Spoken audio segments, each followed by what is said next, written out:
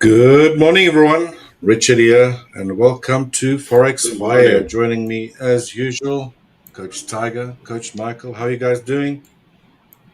Good morning, doing all I'm great. right. I'm great. Good morning, guys. Good Can stuff. you Good hear me? stuff. Good to Morning. hear. I Yeah, can we hear can Can hear you you. you hear me? great. I can hear Good both of us. morning, Arch Oh, okay. Aesthetics. That delay gets me when I look at the screen. Uh-huh.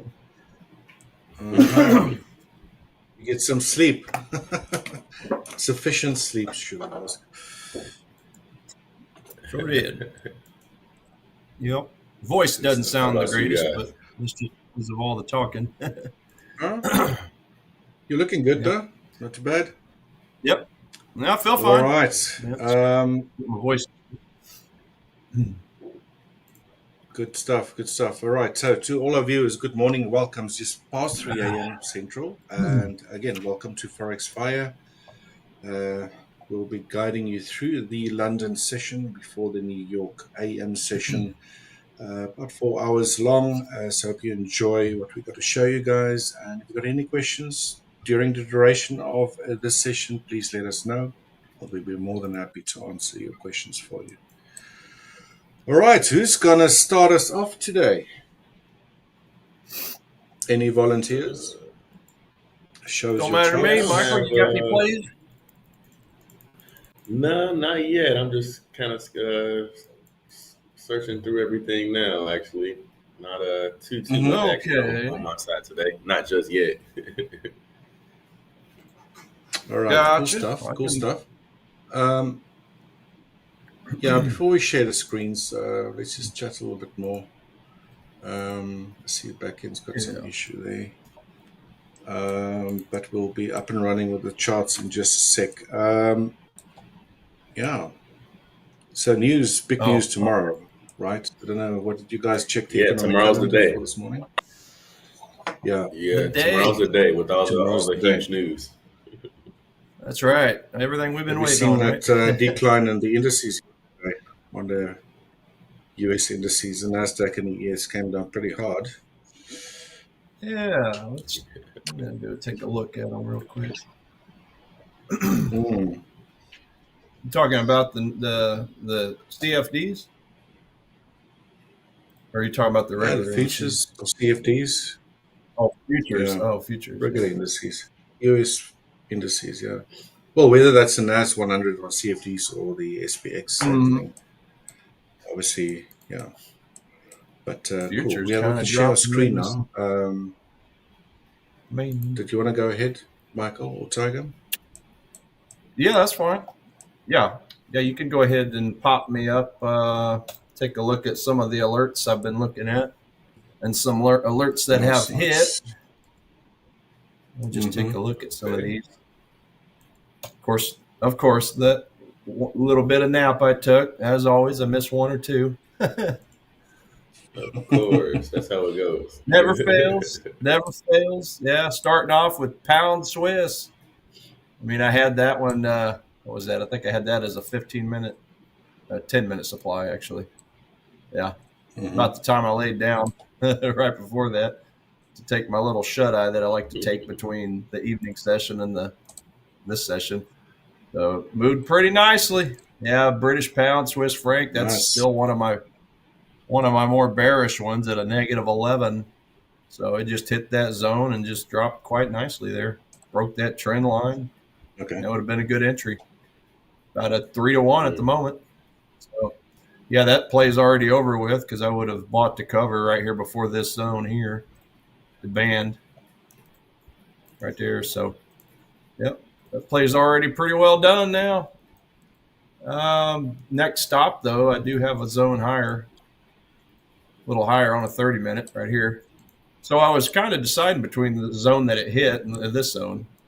Just thinking, well, shoot, whenever it hits one of those zones, if I'm awake, then I'll be jumping onto one of those. And sure enough, it got that one. Okay. We'll see. I mean, maybe that'll make a nice little. Maybe that possibly could make a rebound, and then try for another short sell at that point. We shall see. Mm-hmm. But yeah, that more immediate move is over. So I'm gonna get rid of that trend line now that it's out the way. um, Euro CAD. So this is one I drew up last night, or maybe towards the end of our stream yesterday. I can't remember, but we are in the middle of this zone now on a 4 hour. Well, it looks better on the GUI trades. Of course, we all know that the candles look a little different, but on the GUI trades, that's a perfect looking 4 hour band right there. The old GUI. Yeah, the GUI. But I was looking at it as well on a 15 minute. We did have a 15 minute within. And I just wasn't quite sure about this one, to be honest with you. It did kind of make a slight increase. I just stayed out of it. I don't know. Something didn't feel totally right about it. Well, part of it's because it was a little higher on the curve than I like. We're looking over here on the right on the daily. A little higher on the curve in the middle of a bunch of sidewaysness when you're looking at it from a daily perspective. And then, it did fall out of the bottom of those contraction boxes only to return and then hit that median line, the median line coming out. So, that kind of acts as its own little support resistance area, depending on which side of it that's, you're bouncing from. So it's just kind of a squished area when you're looking at it on a daily. So I don't know. I didn't really have a lot of room, a lot of wiggle room. So I didn't put a trade on it, and it may just very well bust through the bottom anyway. But yeah, really my favorite zone is going to be down here in this 61.8 level, looking at it on a 4 hour. That's really going to be my favorite spot to get in. A little bit of resistance over here to the left. Resistance often becomes support if that shapes up. But yeah, multi-day thing. I don't see that one happening right away. EuroCAD, of course, still is.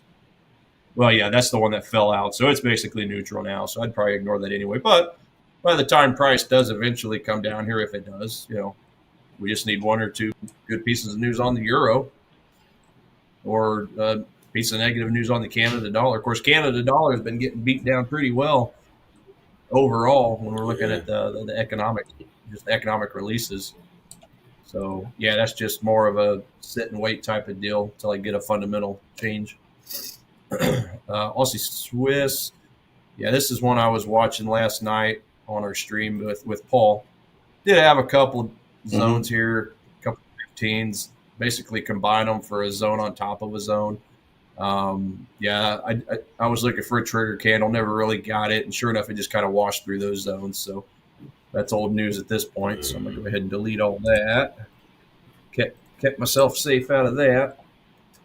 As far as like a next potential play on that, yeah, it's still gonna be that same zone I've been following for the last week. Up here at the 52.64 level. So not anything that's going to happen today, more likely. I mean, it depends what we got on tap today. Today was so Governor Bullock does talk tonight at 10 p.m. Central Time. So we'll see. Maybe he might flap his lips and cause price. Yeah, oil. Yeah, that's it. And plus, I think it's just the Governor Bullock speaking as a rate folder. Yeah. Otherwise, big news just tomorrow, I think, right? Yeah. Yeah, that's it. Just pretty well grasping at straws this first 3 days of the week. Trying to see if like yesterday's Governor Bailey speech. I mean, it didn't really do a whole lot. That was like watching paint dry. I kind of chimed in on that Governor Bailey speech for a little while, but it's like I don't think it gets much boring than sitting and watching things like Fed minutes and these governor speeches. Try, man. Right. You don't like the blabbing. Get straight to the point. Yeah. Just tell us what's going on. Right. And it shouldn't take 2.5 hours to do it.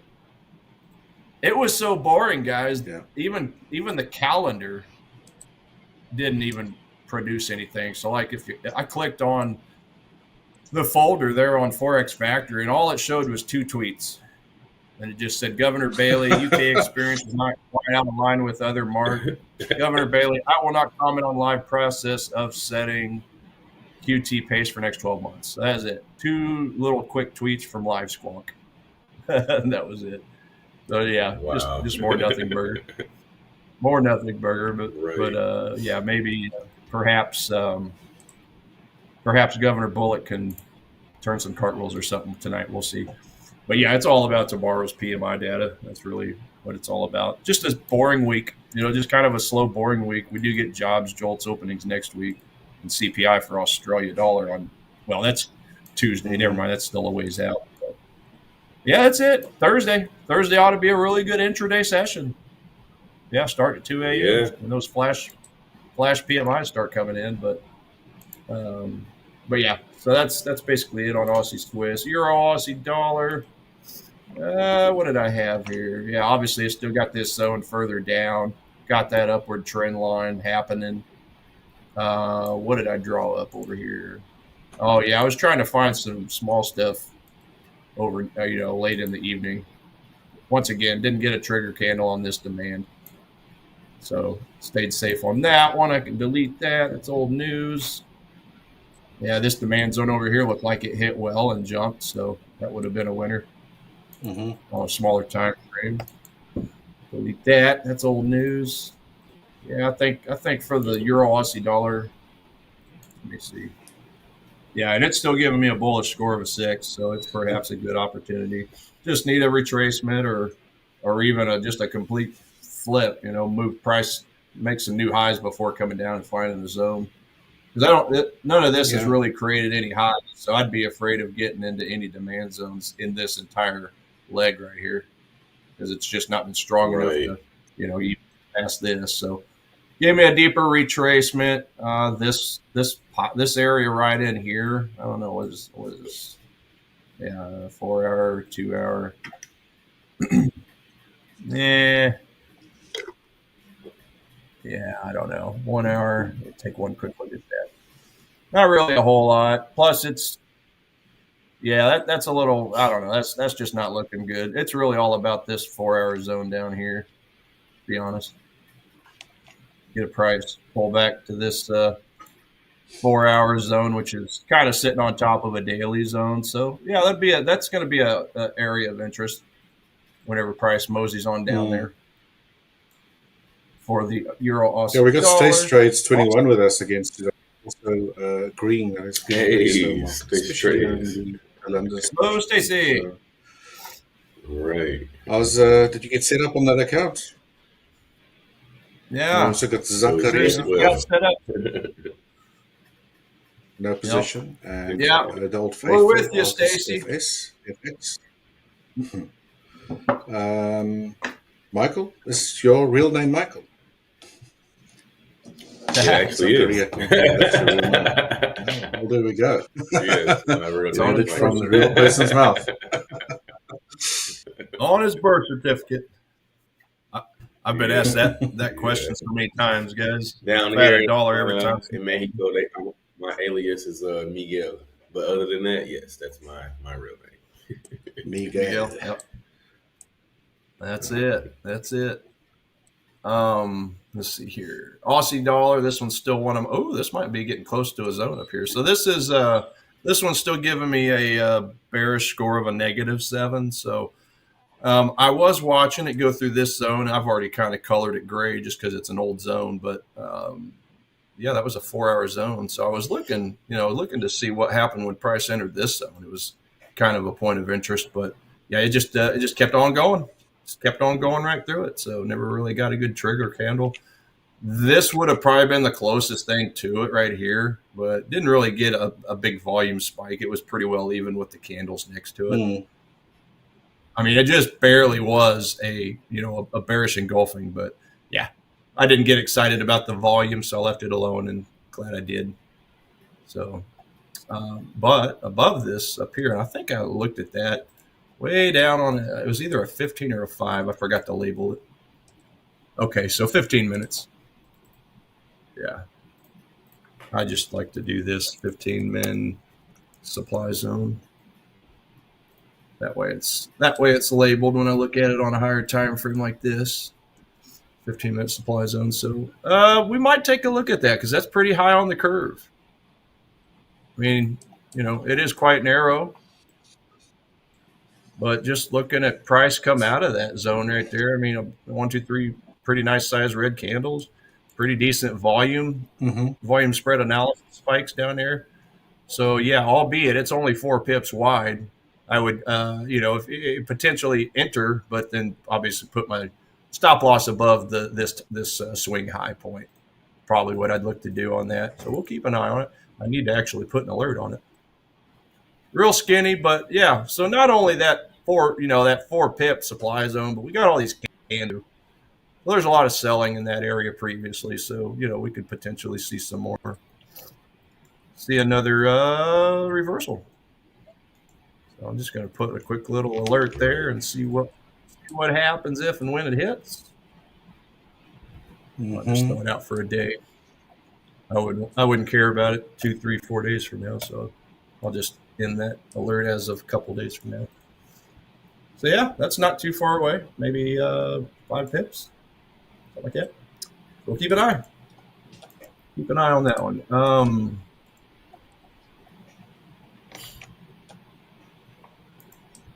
Yeah, that's pretty much all with that one. Pound Swiss I just went over. Yeah, that was I had 2 alerts set, so I'm gonna delete that. Nazi. Damn it. Yeah. This was one this was one that hit right as I was going to sleep after our stream this morning, boys.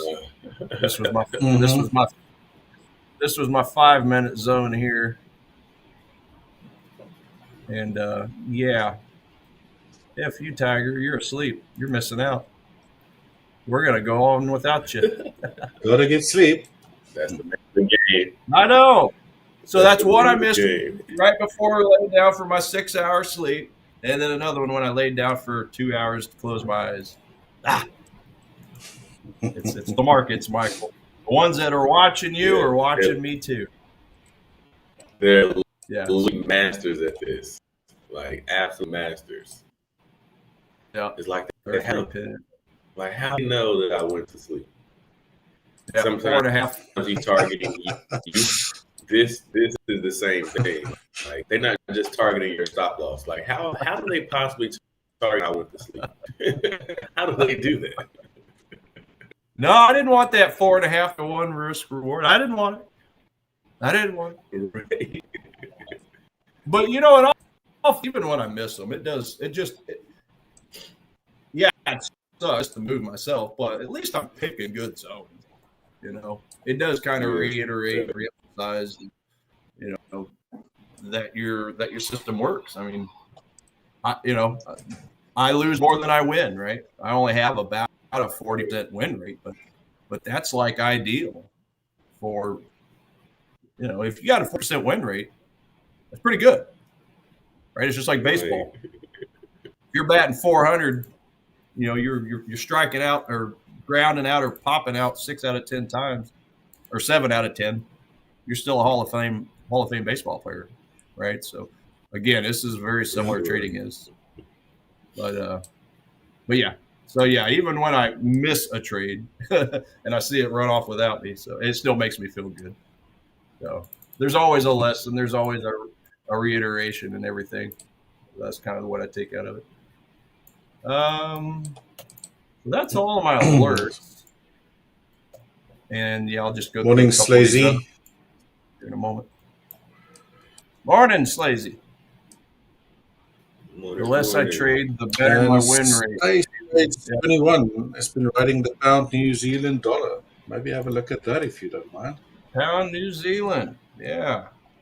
Well, first of all, from a fundamental perspective, very bearish, -10. Pound New Zealand. Pound New Zealand. Where is it at? It's right in front of me. A little higher. There, right in front of me. All right, so on a daily, overall, just kind of a chop fest, right? So it's just a lot of people are getting chopped to pieces in this area. So, if you're going to get in, obviously you want to get in short at the top or long at the bottom. That's basically the idea. Oh yeah, I had it. This was another one that I had a zone. What did I have up here? Yeah, 1 hour supply. Yeah, look at that. It just smacked it perfect. Just smacked it perfect. This would have been yesterday morning. How the hell did I miss that one? 3 a.m. What time did that? 3 a.m. What time exactly? Okay, so that hit at 3:55. Oh, shoot.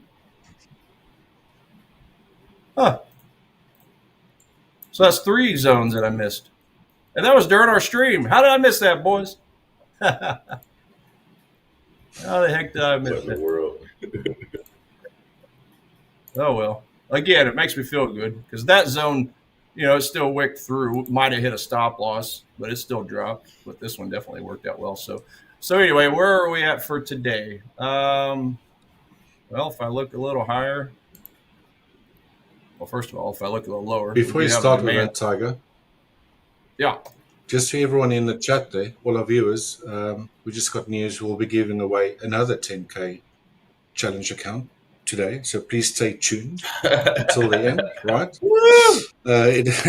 It's giveaway month. Was Stace Trades 21 yesterday won that account, and according to him, he's already been set up. So good stuff. Shows you our support's also doing their job as fast as they can. But again, guys, to avoid any delays or maybe even forfeiting winning the actual account, you really, really need to follow those steps that's on the screen right now. Subscribe to both the YouTube, Instagram handles. Subscribe to YouTube and the Instagram handles of Hola Prime TV as well as Hola Prime Global channels, right? And then comment live during the sessions. Please tell us why you think you deserve to win. And then we'll be picking the best answer towards the end of this morning's session. And the most important thing of all, please make sure that your email is linked in your YouTube bio so that we know how to contact you. If you forfeit, or even if you win and you did not get any of or did not follow any of these steps, then you will forfeit the chance to win the 10K account. So please make sure you spend the time to follow all the steps and keep those comments coming. We'll be announcing another 10K challenge account for free a little bit later on during this session. All right. Heck yeah. Man. Back to you, Coach. We're just like Oprah. And you get a car, and you get a car. Look under your seat. Right. I wanted to say, though, yeah, Stacy, listen, I'm the same, man. The less I, the better my win rate. Yeah, exactly. That means you're being picky, right? Mm-hmm. My favorite trading time frames are the daily and the 4-hour when I'm looking at these supply and demand zones. I might have one good setup a week on those time frames. And it's because I'm super picky. So obviously, I try to order time for more examples, but I'm with you. One of my mentors, he calls himself a tired trader. He says, I don't trade unless everything's like a glove, and then it pulls me out of retirement to place that trade. Because if you think of yourself, it depends on your strategy too. But, a lot of people, they just overtrade. They look for too many to get into a trade instead of enough reasons why to avoid the trade. So, no, I like where you're at on that. You really only need, 1 or 2 good ones a week. Depending on obviously a similar story to one of the mentors that I learned options from. Same thing. It's like as soon as he got an idea that he wants to get into a trade, really feel good about it, he actually do it until the next day. I mean, obviously you got time in options, especially if you take expiry dates for like a month longer. It's like you get an idea, maybe just step back. I mean, guys that, for example, scalp can't afford to do that. But, I do agree with you. Just double check with yourself. Don't be too hasty and be very picky. That's all I can say. Nitpicking, as 100%. Coach Tiger would call it. That's right. If this were Tinder, we'd be swiping left constantly. You wait and swipe right when everything matches perfect. I think whoever mentioned Tinder was that who was it that mentioned Tinder? Was that Stacy? That was Stacy. That was Stacy yesterday. That was Stacy. That's right. Yeah. That's right, Stacy. It's the same. You just swipe left Remember on that everything. comment. Don't swipe right until it all matches up. Yeah. So yeah. Anyway, back to pound New Right, Zealand. Tiger, we got 2 minutes until the half-past mark, and then we'll pass things over Oh to yeah, Mike. yeah. So you still got the floor there, no worries, but just letting you know. Yeah. Yeah. I Do think the that new main move segment has happened. with Michael. Yeah.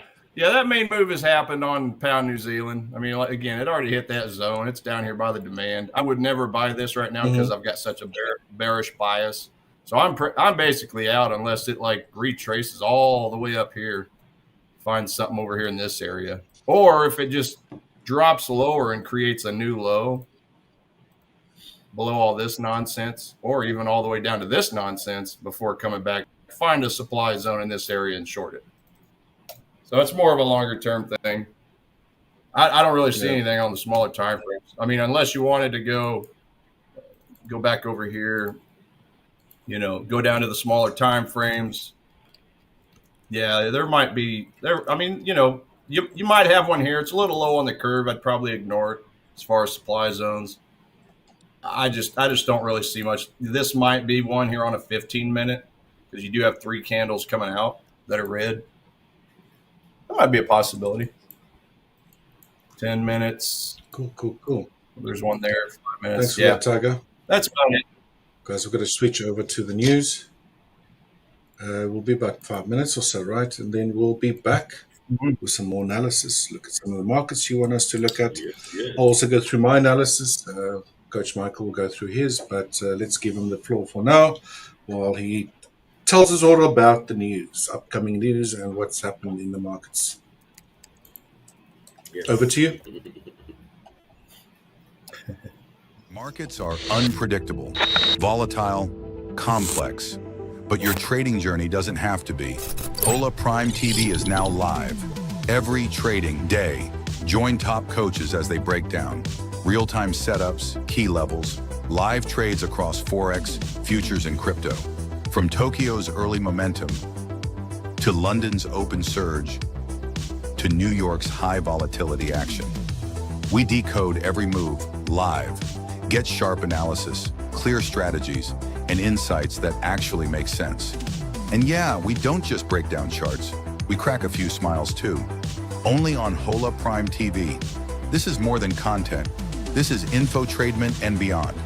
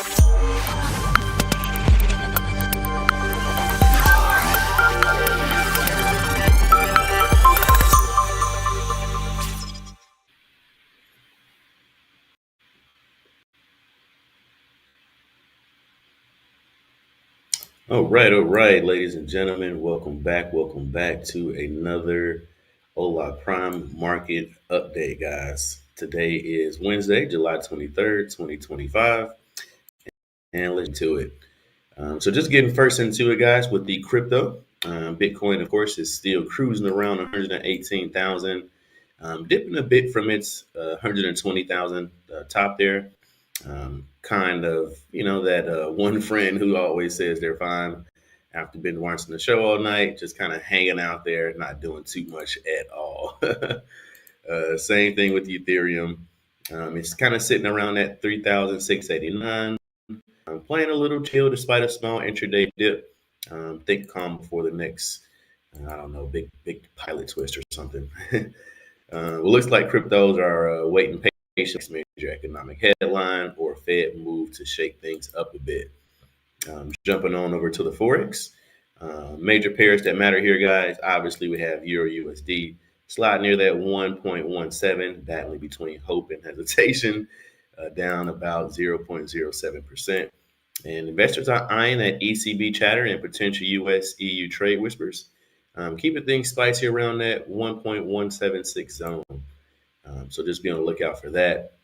And then, of course, USD JPY hovering just under that 147, around 146.7 to 146.9 kind of range. The pair is cooling off from a recent rallies, with eyes fixed on August 1st, which is US Japan talks and whether bulls can cross the 147.6 or 1.8 resistance marks there. But yeah, wondering what's pushing these markets, guys. Obviously, it's the trade drama. US Japan negotiations are possible. Subsidy auto tariffs are keeping yen traders on their toes, very much so. And then, of course, the ECB vibes. Europeans await central bank signals. Hawkish comments could pound the euro. Dovish ones could buoy it. Right, so be on the lookout for that. With Fed friction lingering around the Trump-Powell tension, talks of tariff threats. Dollar has a roller coaster personality right about now, so be on the lookout for that as well. Trade safe with that one. And then traders game plan. Basically, Euro USD capers short on strength, longs on dips. So watch that 1.170 zone like a hawk, guys. And then, of course, the USD JPY watch party. A break above that 147 opens up the road to 148 or higher. But hang back if the resistance kind of holds up. So be mindful. And then, of course, that crypto choreography, guys. Keep stocks snug. Bitcoin and Ethereum are quiet for now, but would spring into action on any global market shakeup. My main takeaway, guys, is just watch the market theater, so to speak. Cryptos are kind of chilling in the wings. FX major pairs are center stage, and the next act depends on policy surprises or trade plot twists. All right, so obviously we have a huge news coming out tomorrow, guys, with those reports. So today's kind of chill just a little bit, but let's just be on the lookout for tomorrow and kind of make sure you are on top of your game for sure, guys. Other than that, that is your market update from here at us here at Hola Prime for Wednesday, July 23rd. We'll take it on back to you guys. Have a safe one. Markets are unpredictable, volatile, complex, but your trading journey doesn't have to be. Hola Prime TV is now live. Every trading day, join top coaches as they break down real-time setups, key levels, live trades across Forex, futures, and crypto. From Tokyo's early momentum, to London's open surge, to New York's high volatility action. We decode every move live. Get sharp analysis, clear strategies, and insights that actually make sense. And yeah, we don't just break down charts. We crack a few smiles too. Only on Hola Prime TV. This is more than content. This is infotainment and beyond.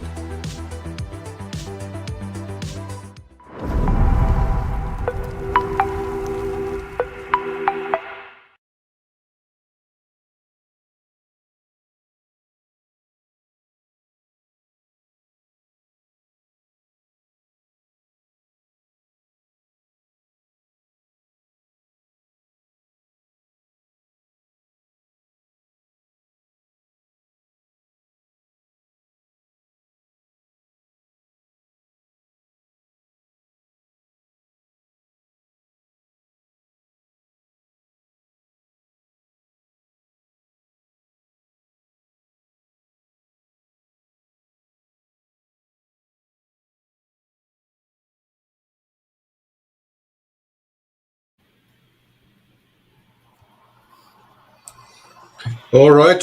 Back again. Thanks, Coach Michael. Right. Thanks for the Of news. course, guys. Yes. To all our Keep viewers, stop we are snug. back. We are back. I like that. I like that line. Thanks for that. Gotta keep them nice and Just a tight. quick reminder to all our viewers. So really quick, We are giving away another 10K account. Just hold on, Michael. We are giving away another 10K account during the session, probably towards the end of the session. So do stay tuned. Those who have not won an account just yet, maybe today's your lucky day. All right. So another 10K challenge account we're giving away today. And make sure that you do please follow the steps that's on screen. Otherwise, you won't be eligible to win that prize. It's really, really important that you do follow those steps. Even if you do win, you linked your bio and all that sort of stuff. You haven't commented or told us why you think you deserve to win a 10K account, then you might forfeit that prize and we'll have to give it on or pass it on to someone else. Right, so very important that you subscribe to YouTube and Instagram handles. So on the YouTube side of things, Hola Prime TV as well as Hola Prime Global. Comment, like I mentioned in this live session, make sure you tell us why you deserve to win. Please, we need to reach you in some way. So to do that, you'll need to link your email address to your YouTube bio so we can actually get in contact with you and give you that amazing prize. Right, again, winners will be selected live, so please stay tuned towards the end. We will announce when we're going to announce the winners. So make sure you stay active there in the chat. Stay with us, stay tuned, and I hope you enjoy, or we hope you enjoy, the remainder of today's session. Still early days, still got a few hours to go. Hopefully we'll get some trades as well. But let's just first go through all of our analysis and then, see what the market has to offer. Hopefully not another quiet day as we've been experiencing for this week, mostly because we've got all of the important economic news events coming out tomorrow. But we had some nice runs up in gold today, so unfortunately missed some of that. It was towards the end of yesterday's session. I was actually going to get into a trade, but unfortunately did not manage to do so. But maybe gold will give us another setup a bit later. Sorry, Michael, you were saying before I rudely interrupted you. No, you're fine. Gotta let them know about the giveaway, so that comes first. But yeah, right as I was getting off here for this news session, I was looking at CAD yen, and it did set up. So we can share my screen really quick. I just want to jump on it. Kind of run through really quick what I'm looking at here. So cool. This is the level, right? So if we scoot back just a bit here, not too much, but just a bit. And you guys already know my style, right? Once we get this 5,200 cross to the upside, I am looking for longs, right? I want to see that 5,200 cross. And then I'm looking for that W off the 200, right? And again, that W could be a W, that W could be a head and shoulders pattern, that W could be a half of that. So more than anything, I'm looking for that pattern off the 200, right? So you guys, we can see that price has 5,200 has crossed here. And then if we just follow our eyes, looking all the way up here, looking at this white 200 EMA, the price has not touched it just yet. Again, this does not count. One is, as I always say, wicks don't count to me. I want to see some body on the candle. And then secondly, if we look down, we can see that the yellow market baseline is above this static line. So this does not count. Now what does count is this over here, right? Now we're getting some action because now I can see a nice little head and shoulders pattern here off of this 200 EMA, right? So we have this price is outside the band here, slightly outside the band here. This kind of lets me know as well that this is the head, right? So we got this shoulder, head, kind of shoulder move. and then this candle closed above this price here. So this is nice. I actually just jumped in long here on this pullback. Let me lock this up so I can delete this. That's confirmed already, right? Okay. Yes, this literally just confirmed a moment ago. Well, actually, I just seen it. I just seen it confirmed a moment ago. All right, so this actually confirmed technically at like 11 last night, right? Technically, but this was a nice pullback area here. If you could have got in here, this would have been super nice. So I do got a second position pending here that basically says, hey, it comes down here. You can go ahead and put your second position on, because I only got in halfway, right? We do got barely a 1-for-1 here. So towards this ADR high, barely. But if we can get this nice pullback, let me unlock this now. If we can get a pullback to like this area here, this will be a nice 2-for-1, right? So I'm really hoping that that does happen. But I'm being, we do got a nice 1-for-1 here. And let me see what my entry price is. I'll go ahead and reshare my entire screen here.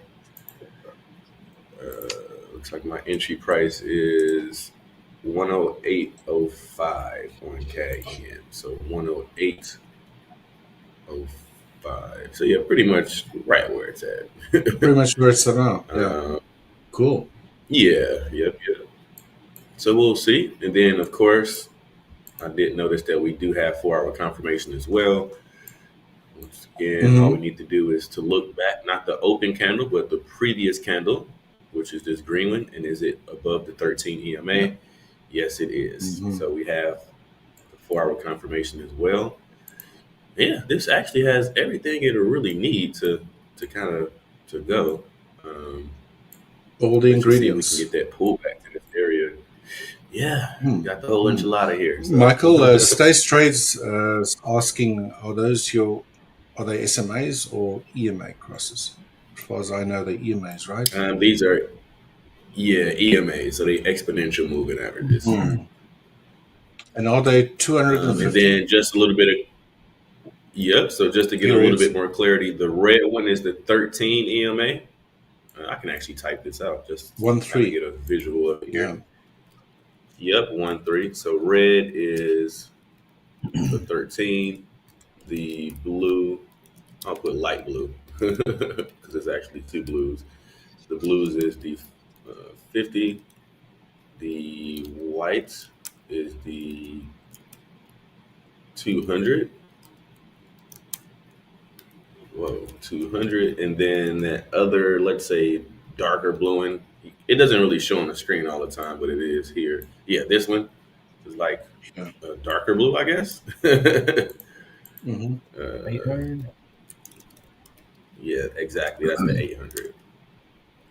So these are the 4 EMAs that I have on the screen, and I actually love them, guys. To be totally honest, they're like landmarks to me. I can easily identify like what level I'm in. I can easily know to stay out of a level if it's going to bounce off of it. I can easily see it crossing. It just helps me out a lot. It's for me, it's a great visual point. My mentors used it, and obviously, so that's kind of how I learned it. And it just helped me out tremendously. So, and again, it just I guess also quickly helps like you you guys to visually identify some trading opportunities, right? Exactly. And like say, this is a perfect example, right? Like I'm looking for off the 200. Had I not had the 200 here, this wouldn't be as clear. Right. And then my 13 is my trigger candle, right? So typically I like to see price close above or below that price. So, this is pretty good. We'll see how it pans out for the rest of the day. We may get this pullback. We may not. It kind of depends. But if you're looking at the market, you can see that this reload is almost over. And market baseline is going to cross this static up now. So we might not get a pullback, to be honest, but I'm going to have this here just in case we do. What about Since you labeled those EMAs, how about your bottom indicator while you're at it? Maybe label that. Yeah. So Or just a briefly good one. touch Yeah. on So that. let's do that too. Yeah. So Give us a little bit of these are indications, The secret sauce. insights there. The absolutely. secret sauce. So we call this the TDI, right? Which stands for Traders Dynamic Index, right? Now, I guess this first one is it like purple? I'll say this is a purple color. This is my RSI line. I guess this is red. This red one is called my signal line. The blue, these are my Bollinger Bands. I don't know if I'm spelling that right, but Bollinger Bands. That's close enough. The yellow is my Joining called market baseline. Right. Are Oh, those there's no G default in there. settings using? Oh, it is. So I tweaked them just a little bit, just to make sure that everything is kind of set up the same way. Because I really just changed. I want to say I really don't even remember. Because I actually got this built. I got this whole template built by a developer. So I don't know. I know I changed one or two things, but I had this for like 3 years now, so I don't remember it at the exact moment. But the yellow is the market baseline, and then this, I'll say, white dashed line is what I call my static line. Right, so kind of a lot there, a lot going on. But yeah, takes again, these outer blue ones is the Bollinger Bands. This purple line is my RSI line. This red one is my signal line. The yellow one is my market baseline. And then this dashed white line here is my static line. So yeah, definitely there's a little bit of lingo there to kind of follow. But, once you get it, it's pretty simple. But yeah, I use all of this in conjunction. And then just for a bit more context, again, the top is my chart, obviously, and then the bottom is my TDI. So I need both of them to tell me the same exact thing. Because what happens sometimes is the chart will tell me one thing and the TDI will say something else. And in those scenarios, I do not take the trade. They both have to equal and say the same thing. Like the TDI might be saying, hey, this is long, and the chart is saying it's short or it's neutral. That's not good enough. I need them both to say, Gotcha. oh, hell yeah, this is long, or hell yeah, this is short. So I use them in conjunction, and that actually it keeps me out of a lot of bad trades. I mean, a lot. That was a long. It's a whole lot. Because some of the times I'm like, I'm glad I did not take that. So the secret sauce. Yes. Yeah, it seems like it's a lot. What is his name? The other coach, Yanni. Yanni says, you got a lot of jewelry on your chart there, Mike. That's a good way to put it. Yeah. But I'm just used to If the seeing bling like works this. for you, it works for you, right? Yep. Simple as that. It's as mechanical as it gets, right? That's as mechanical as it gets right there, though. Takes all the guesswork out. And something else that I just happen to think that's really cool about it is, like, literally I've developed this exact process over such long time that it's really the same thing. Like, even I know we kind of just really started getting on with the Prime TV every day, but you guys hear me every day go through the charts and I say the same exact thing. Like, nothing changes at all. It helps out tremendously to have that process in place. And then just to have that extra confirmation as well. So when it doesn't go, it's actually a little surprising. Like, say, for example, let me go on over to, I'll leave this here for now. Let me go on over to AUD CAD. I basically gave the money that I made yesterday back on this trade today or yesterday, which kind of sucked, but it is what it is. I can't really do anything about that. This is one of the times where I'm a little surprised, to be totally honest, that it did not work out because everything was there, right? But obviously, no strategy is 100%. Even mine, I mean, as high as my hit rate is, it's still under 70%, right? So it's closer to 65. So that still means 35% of the time I'm gonna still lose. And Yeah, this is one of those times, right? So was that the one where we got you everything. brought your stop loss to break even, or did you just Yep. miss So I that? took partials on this trade That call? yesterday. Okay, that's right. Yep. I took partials on this trade yesterday, moved it to break even, right? Because we had that Mm-hmm. 5,200 cross here, and then we had this, what I would call it. It's not an M because remember, the M's look like this. The two heads are equal, right? The two legs, but the half of back, they're not equal. It'll look something like this, right? Mm-hmm. Like the second leg doesn't come as high as the first leg, which is what we have here, right? So this leg goes nowhere Half the higher bets, than that. yeah. But yeah, I grabbed this position from here to here is pretty much what I took off. I took off my a quarter at that point, but it came back, took Mm-hmm. me out at break even, right? And then once this set up again, which was right here, closed.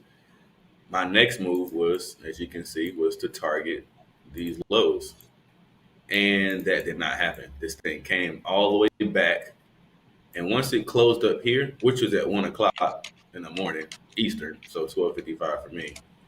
I'm sorry, 11:55 for me.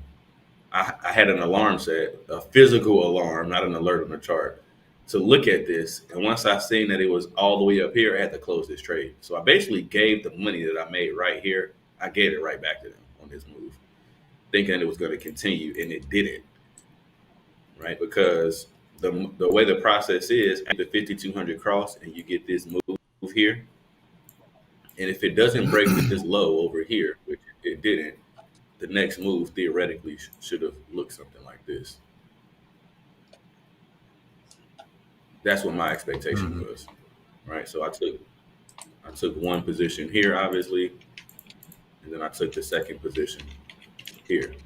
But as you can see, this thing turned around and went the other way.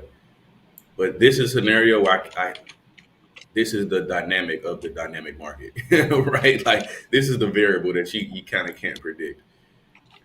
Because once it doesn't take out this low and it pulls back and sets back up again perfectly for the next move, because this is the half a bat off the 200, the next move is the money trade. Once that money trade set up, I was all over this. And as you can see, it didn't go. So basically gave the money that they just gave me right back. That said, if Michael wins too much, we're going to charge him for it. Yeah. Right? That's something that's going on, right? Because after EA, thank God EA went, because that's the only thing that's actually keeping me up for the week. Because had it not been for this, Well, that was a decent move for the week. Yeah, that was a really good. This one was super nice. Yeah, this one was really nice. 3.5. But yeah, that was super surprising, right? So again, when it happens, I am a little surprised because like what I'll do is I'll analyze the mess out of this trade. I'm like, wait, did I miss something? You know, I'll spend a little bit more time on it and I just go through all my checks again. And I'm like, no, this was what I would call a natural loss. Like there's nothing you can do about that. I followed my process to the T. All the confirmations were there. Was there. It doesn't bother you either. It shouldn't bother you. Not at all. Not at all. If I'm playing basketball and I know I'm gonna take 10 threes in a game and I hit 6 of them, I'm balling. Okay. I'm balling from 3-point line. I don't care when I miss the 2 of the other 3 or 4. I don't really care. My 3% is high. The commentators are going crazy. They're screaming, he's on fire, the whole 9. You know, just an average day for Steph Curry, though. Exactly. So, but yeah. So yeah, I just want to jump in. Guys, just quickly,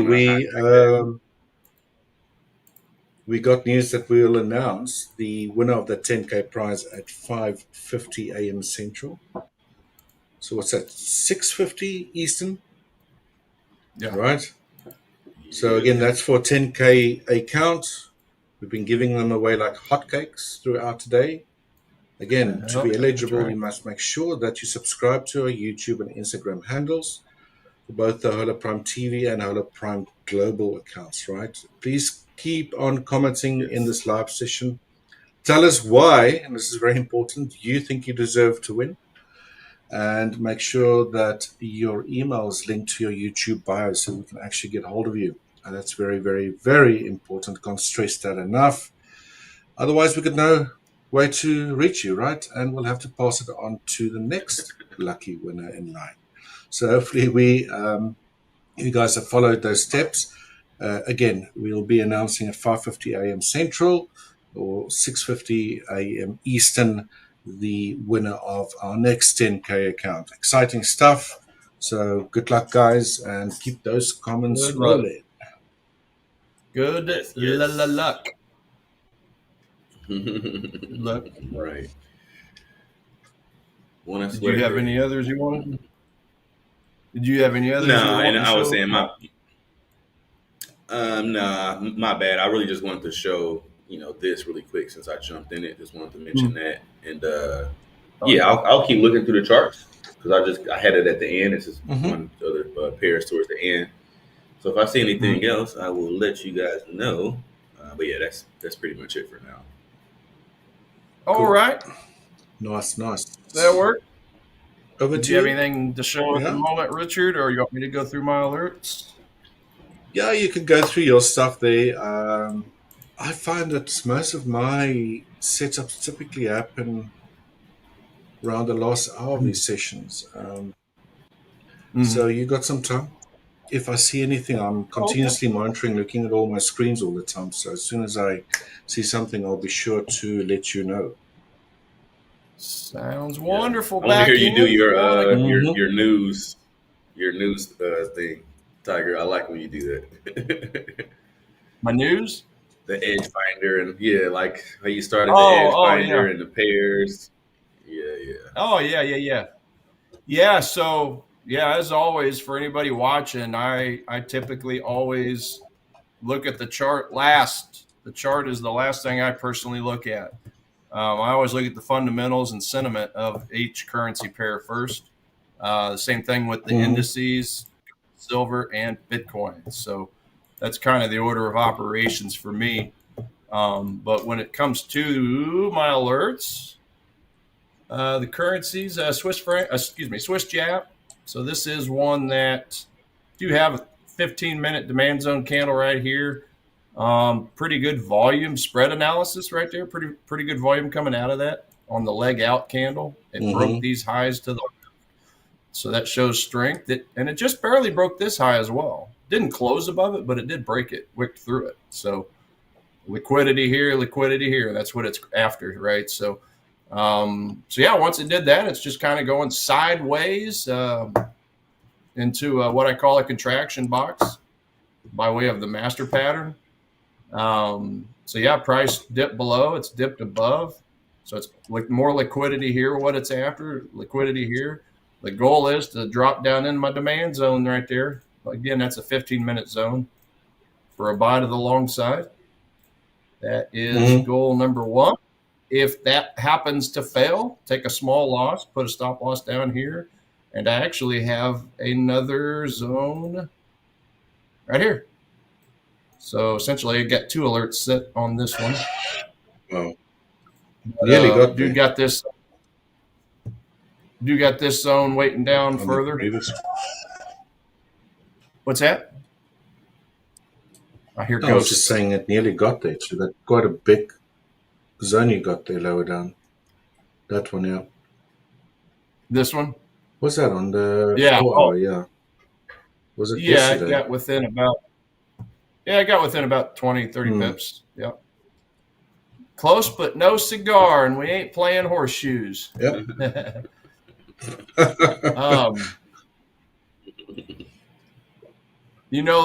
You guys know I'm into bowling, so used to be a professional bowler. His name is Walter A. Williams Jr., speaking of horseshoes. So he was a world champion bowler, but he was also a world champion horseshoe pitcher. He was a 2-sport world champion.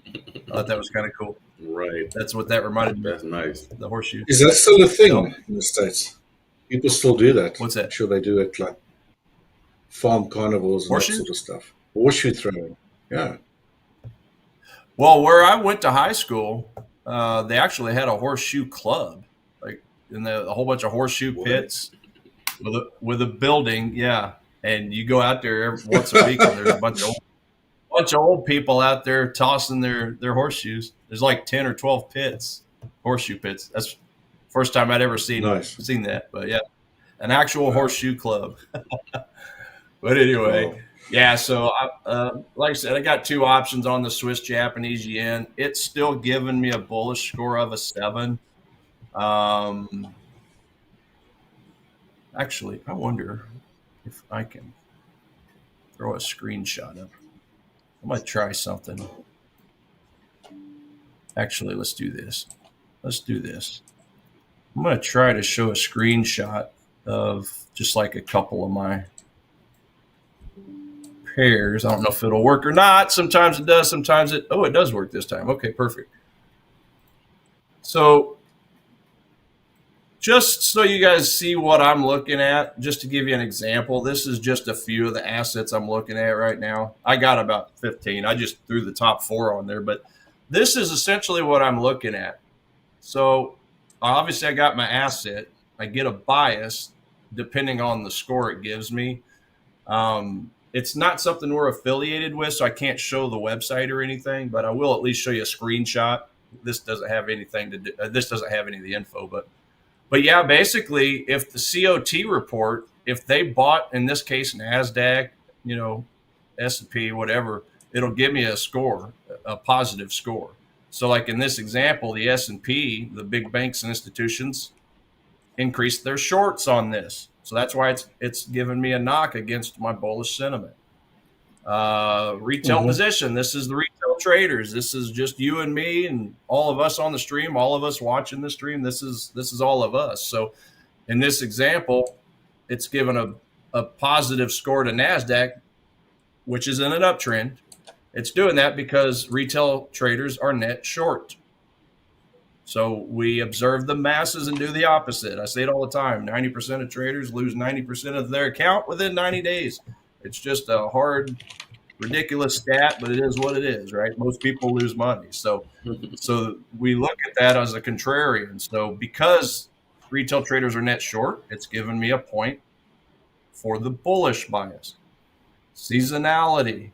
Obviously, every asset, they do better in different months, different weeks. So for this example, for NASDAQ, for the month of July, it's a bullish sentiment. It's a bullish score because it typically goes up. Trend is pretty much the only, that's the only technical thing on here. And that's just basically, are we seeing higher lows and higher highs on a daily? Are we seeing lower highs, lower lows, right? If it's a downtrend. So pretty self-explanatory on that, but GDP, that's the gross domestic product. So the last GDP report that came out for the U.S. was missed expectations. So that's going against the bullish bias. The purchasing managers indexes, you got the manufacturing sector, you got the services sector. So it's given me a point because the most recent PMI for the manufacturing sector beat expectations. If you see a 0, it's because it's a neutral score. So whatever their projection was or their forecast, it hit right on the nail, or hit the nail right on the head, right? So it wasn't soft. It wasn't, it didn't beat expectations. It didn't miss expectations. So they hit it right on the head. So that's why that's a 0. Retail sales, consumer price index. We look at the year-over-year numbers on that. The producer price index. Okay, how much businesses are having to spend in order to buy all their raw materials, pay their employees, that kind of thing? Mm-hmm. Are those prices increasing? Are they decreasing? So NASDAQ, just as an example, it beat the expectation. So PCE, this is personal consumption expenditure. So this one is similar to the CPI. It just takes out, what is it, the volatile, like, it takes away certain sectors. Like some of them take away the volatility of the food and the energy. And then even, what's the dang word when you pay your electric bill? Utilities is what I'm trying to say. So this one takes away Utility some bill. of the more, yeah, some of The more dreaded monthly volatile. utility bill. Yeah, I don't think it's the most important thing because we still pay for utilities. We still pay for food. We still pay for gas to fill up our car. But they like to look at this one too when it comes to everything else. A little more of the durable goods type of items. So, and then of course your employment change. Hey, did we have an increase over the in jobs over the forecast? Unemployment rate, interest rates. So that's essentially all of the, all of the different reports that I like to look at when I'm deciding overall, am I getting a bullish bias? Very bullish. So basically 5 or higher is a bullish. 9 or higher is very bullish. So on the other end of that, Right. bearish is -5 to -9, or to -8, I should say. -9, -8. -9 or lower is very bearish. So anytime you guys hear me say a score, Euro pounds giving me a score of an 8, that's what that means. So just thought it would be cool to show you guys a screenshot of that, just so it makes a little more sense what these numbers are telling me. So this is always the first. So we thing know I what look you're at. talking about. We know exactly yeah, what you're talking about, but good to inform our viewers as well, right? Yeah. Form our newer ones. All right. So now that we know that, Swiss Jap, yeah, it's giving me a score of a 7. So, yeah, and I just went through those. So I got those 2 alerts set. Japanese yen, this sucker started flying right before me and Paul got on last night, and it just blew right through that daily supply zone. And this supply zone is super old, though. This is from a year ago. So just because something's a year old doesn't mean I ignore it. Zones and obviously longer time frame support resistance lines. I mean, they come into the story at some point. So it just so happened we did run into that overhead supply back here a month ago, June 30th, wicked in, but then turned around and rejected it, pushed it down. So it came back again. This time it just chewed right through. Just more. Just more aftermath from the political stuff that's going on in Japan with their election and everything. So, how do we trade that? Well, yeah, I don't buy up here, that's for sure. Now, if we get a breakout like it is now and it closes up here, if this thing closes up here above that zone, well, yeah, then I'd be interested in having price come back in and finding like a 4-hour or 1-hour demand zone somewhere in this candle for a buy to the long side. That's essentially how I would look to trade that. So if we go down to 4-hour, well, there's nothing there. 2-hour, 1 hour, 30-minute, 15-minute, 10-minute, 5-minute. We do have a demand zone all the way down here, which I have an alert on. And by the way, where is that in relation to the fib?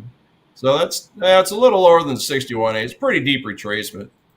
So I don't know. It is a zone, but probably a little far away. At this point, if it breaks, honestly, if it breaks and closes, I'd be more interested in something like this. Like if this candle here, if this keeps going up, then that would show me that this last red candle would be pretty strong, and I'd be wanting to put wrap a rectangle around that as a demand zone.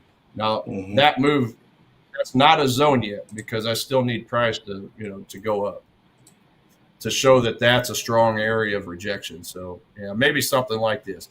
If we can get price to just keep going up like that and close somewhere up here before pulling back, then I'd be open to trading that. And it's in a former supply zone. So just like support becomes resistance, potentially resistance becomes support. The same thing kind of applies to zones themselves. So that's more of a longer term thing. This is going to take all day to figure out what price is going to do. If it just goes sideways, then that's not a zone. So until that is created as a zone, I'm not even going to put a rectangle there. I'm just going to wait. So it's basically stretched. The Nikkei is giving me a pretty bullish score as well. It's got a score of an 8. So, but it's super expensive crab legs. I need a discount. So maybe something down in this area, like I said. You can even use the 61.8.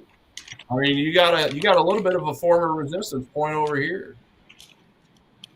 And then just going down, go back down here. Yeah, the 5 minute, I think it was. Well, yeah, it's a little deeper, but yeah, you got another one here at the 50%, so that might be an opportunity right here. In fact, I'm going to draw that in. Get that drawn in there. That way I know it's there. Keep an eye on them. I keep an eye on all zones. All of them. Doesn't mean I'll trade them all, but I always like to keep an eye on them. So that's that. I think somebody asked about gold earlier. Yeah, well, this is pretty well... I think the zone that I was looking at. Oh yeah, this is another one we were looking at last night. So, yeah, it kind of broke this 15-minute zone, or no, I guess that was a 10. Yeah, so we do have a 10-minute demand zone here. 1, 2, 3 green candles coming out. It came out nicely, but then it kind of just went sideways. Kind of got boring. So we'll see. We could potentially get a drop into price there as well for a long trade. That one hit nicely. This was one that hit last night, I think it was. Look at that, just went up for a bunch, like 20 to 1. 20 to 1. But I didn't care for the zone at the time because it didn't break any of these highs. Didn't supply enough buffer. A bit small. It didn't go high enough. Yeah, and it was only $2 zone. I mean, we're talking small zone, but sometimes the zones that I don't think's got a chance turn out to be some of the best freaking winners. But yeah, you guys can clearly see. Yeah. I mean, it was with the risk reward ratio like that, goodness. Yeah, I mean, it didn't even break any of these immediate highs to the right, so I would have never bought that in a million years. But it didn't care. It said, "Oh, you're not going to buy me? Okay, we'll just throw a 30 to 1 on you that you're going to miss out." Okay, if you insist. All right, so but yeah, gold. I mean, it's just been choppy sideways. That's another one. This one looks very similar to the Swiss. To the yen trade, or not the yen, I'm sorry, the Nikkei trade. So it's just a lot of congestion. Let me go back into this main screen. Yeah, just been chopped sideways for quite a while. So same thing.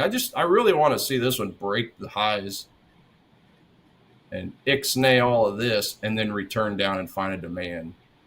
Because it's just too sideways for my taste. Yeah, we could we could definitely take a trade lower on the curve like this zone down here, or maybe even this one. But I'm just ready to get out of this. I don't know about you guys. I'm just ready to get out of this sideways congestion on gold. Man, who you telling? This thing didn't. It did not do what we all thought it would do, at least from my point of view. Yeah, it just needs to do something. Just needs to do something. Let's see, I already went over that. Pound dollar. We still later I'll look at the high time frame on there for you guys. I'm still thinking. I think that ascending triangle has sort of been confirmed that I've been preaching about for some time. Could still be wrong. Yeah. Right on. We'll Bitcoin later. Bitcoin's giving me a score of a 6 on the fundamentals. In fact, I was telling the guys on the stream it had radar for quite a while. Not since it was like further back here, and like it just kind of went sideways. But the fundamentals it's bullish now. We're currently in the middle of a daily contraction box. We're talking master pattern. But price breaks down here, I definitely got demand zone here. I think that was a 2-hour demand zone right here. So I do like that. Really nice volume coming out of that on the leg out candle, what I call the leg out candle. If that zone holds, great. If not, I got a 12-hour demand zone a little further down, which you could also, kind of eyeball and look and see. You got a 2-hour as well. I mean, it really just depends on how much risk, how wide you want your zone. Because you could essentially draw in this 2-hour zone. I just decided, because it didn't really look so good that's pretty much where I would take it.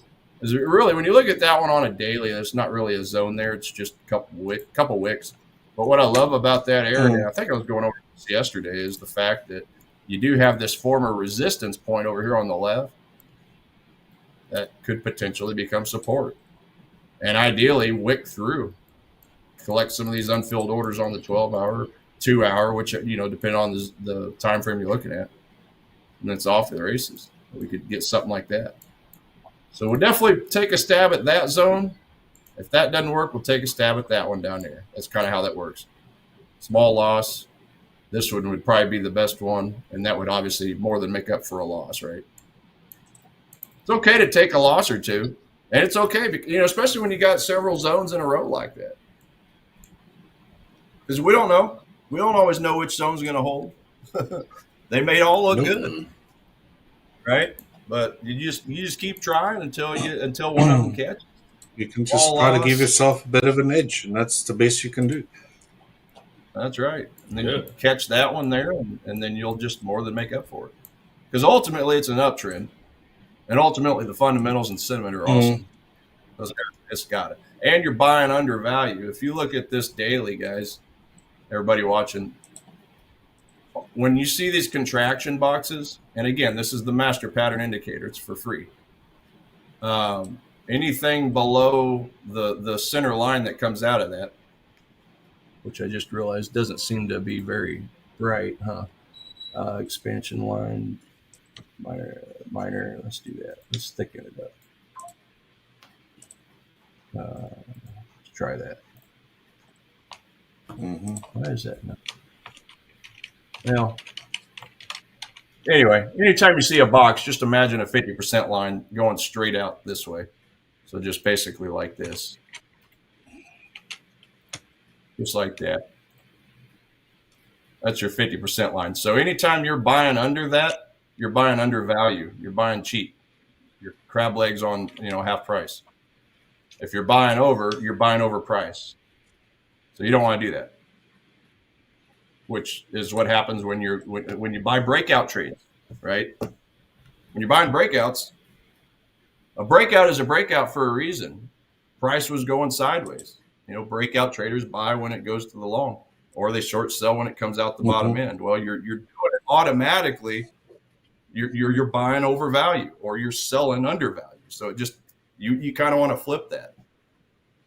So what better way to flip that than buy under value after it hits a demand zone where all the unfilled orders are hanging out?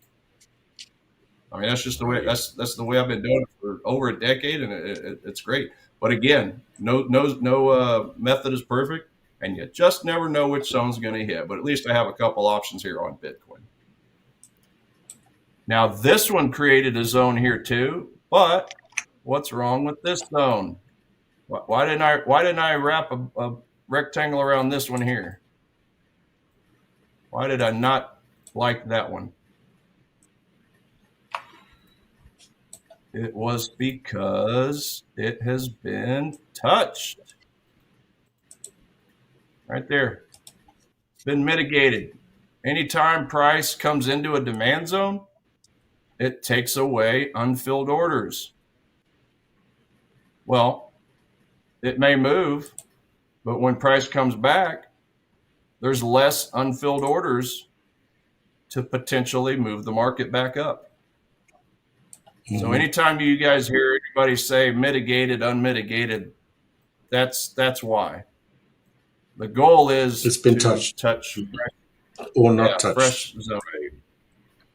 That's right. Fresh. Right. We like it fresh. The That's virgin like zones, me when I say right? without the 200, right? Like I don't want price to touch the 200 and then come to 50, then go to the 200. I want to be at the first time, like a fresh 200 touch. Let me Hmm. ride the ride going there. So same thing, really. I feel like if it's not fresh and it's like the second or third time, the probability is just much lower. Yeah. Yeah. Now I still keep an eye on the zones. I usually just color them a lighter color of green or a lighter color of red, and I just do that just to be aware of them. But yeah, if it's going more than Right. 50% into the zone or towards the bottom, then I'll just go ahead and exit out because there still potentially might be unfilled orders underneath the wick, right up in there. So, but almost never do I trade that zone a second, after it's been touched a second time. Like maybe 1 out of 100, and that's only if everything's lining up. Anyway, that's Bitcoin. Let's see, I've already went through that. I went through that. S&P 500, score of an 8.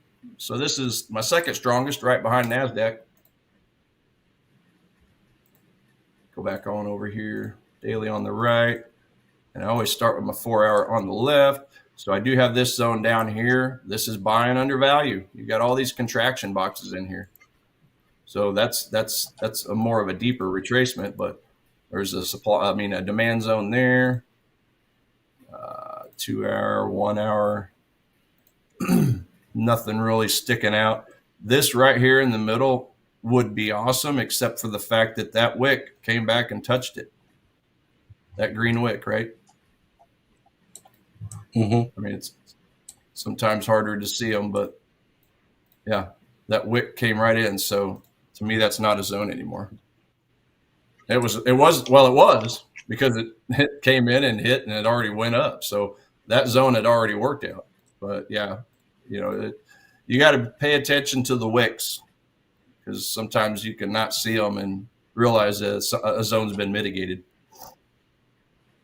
But looking more on this immediate leg right here, just a bunch of kind of choppiness here. I kind of have so here we go. So we kind of have a zone here, a little smaller, 50%. If we're looking at this swing low to this swing high, but you got an alert? I heard your alerts go off. For the second position. Yeah, this for the second position on. Oh, you're in the second one. Nice. Okay. Nice. Did you want to show that or? It just put the pendant on. It's actually already. Oh, okay. In, so. Oh, right on. Yeah, we heard your now alert. I'm fully in CAD yen loan. Yeah. Well, good deal. The wonderful alerts. But yeah, sweet. This is a 30-minute zone. It's just a little narrower than I like. I like to have them a little thicker than that, a little wider. But we do have a little bit of a 30-minute demand there, that area. Really nice move. This looked very similar to, I think, the NASDAQ. Pretty good volume on that leg out candle. So that's the key on demand zones. You get the basing action, but the leg out candle, you want that to be nice and sharp, create a little bit of a fair value gap, right? Which is what Richard loves. So it just kind of created that bit of a fair value gap right there on the way out, showing strength. It shows the strength of this demand. So that's one to keep an eye out for. And then but again, my favorite moves are the ones that retrace pretty deep. So that's why I got this one down here. Euro pound, I think this is my strongest currency pair. Yeah, Euro pound is at 8. So nice uptrend. We got a daily demand zone, and then we got a smaller demand zone in the middle of it. So this is a little bit of confluence that I love. Did have this demand zone here up top that already got touched and ran up. I think that was a 30-minute. But we're down here's the 1 hour. So I got a 1 hour demand zone inside of the daily demand zone. That's confluence I love. So that is my current alert. and my current favorite currency on the long side. But it's a little deep, so it's that's going to take a while. This is all chop fest. Not really too interested in it. This does show that that's a zone, but it has not broken this high, so I'm going to ignore this zone.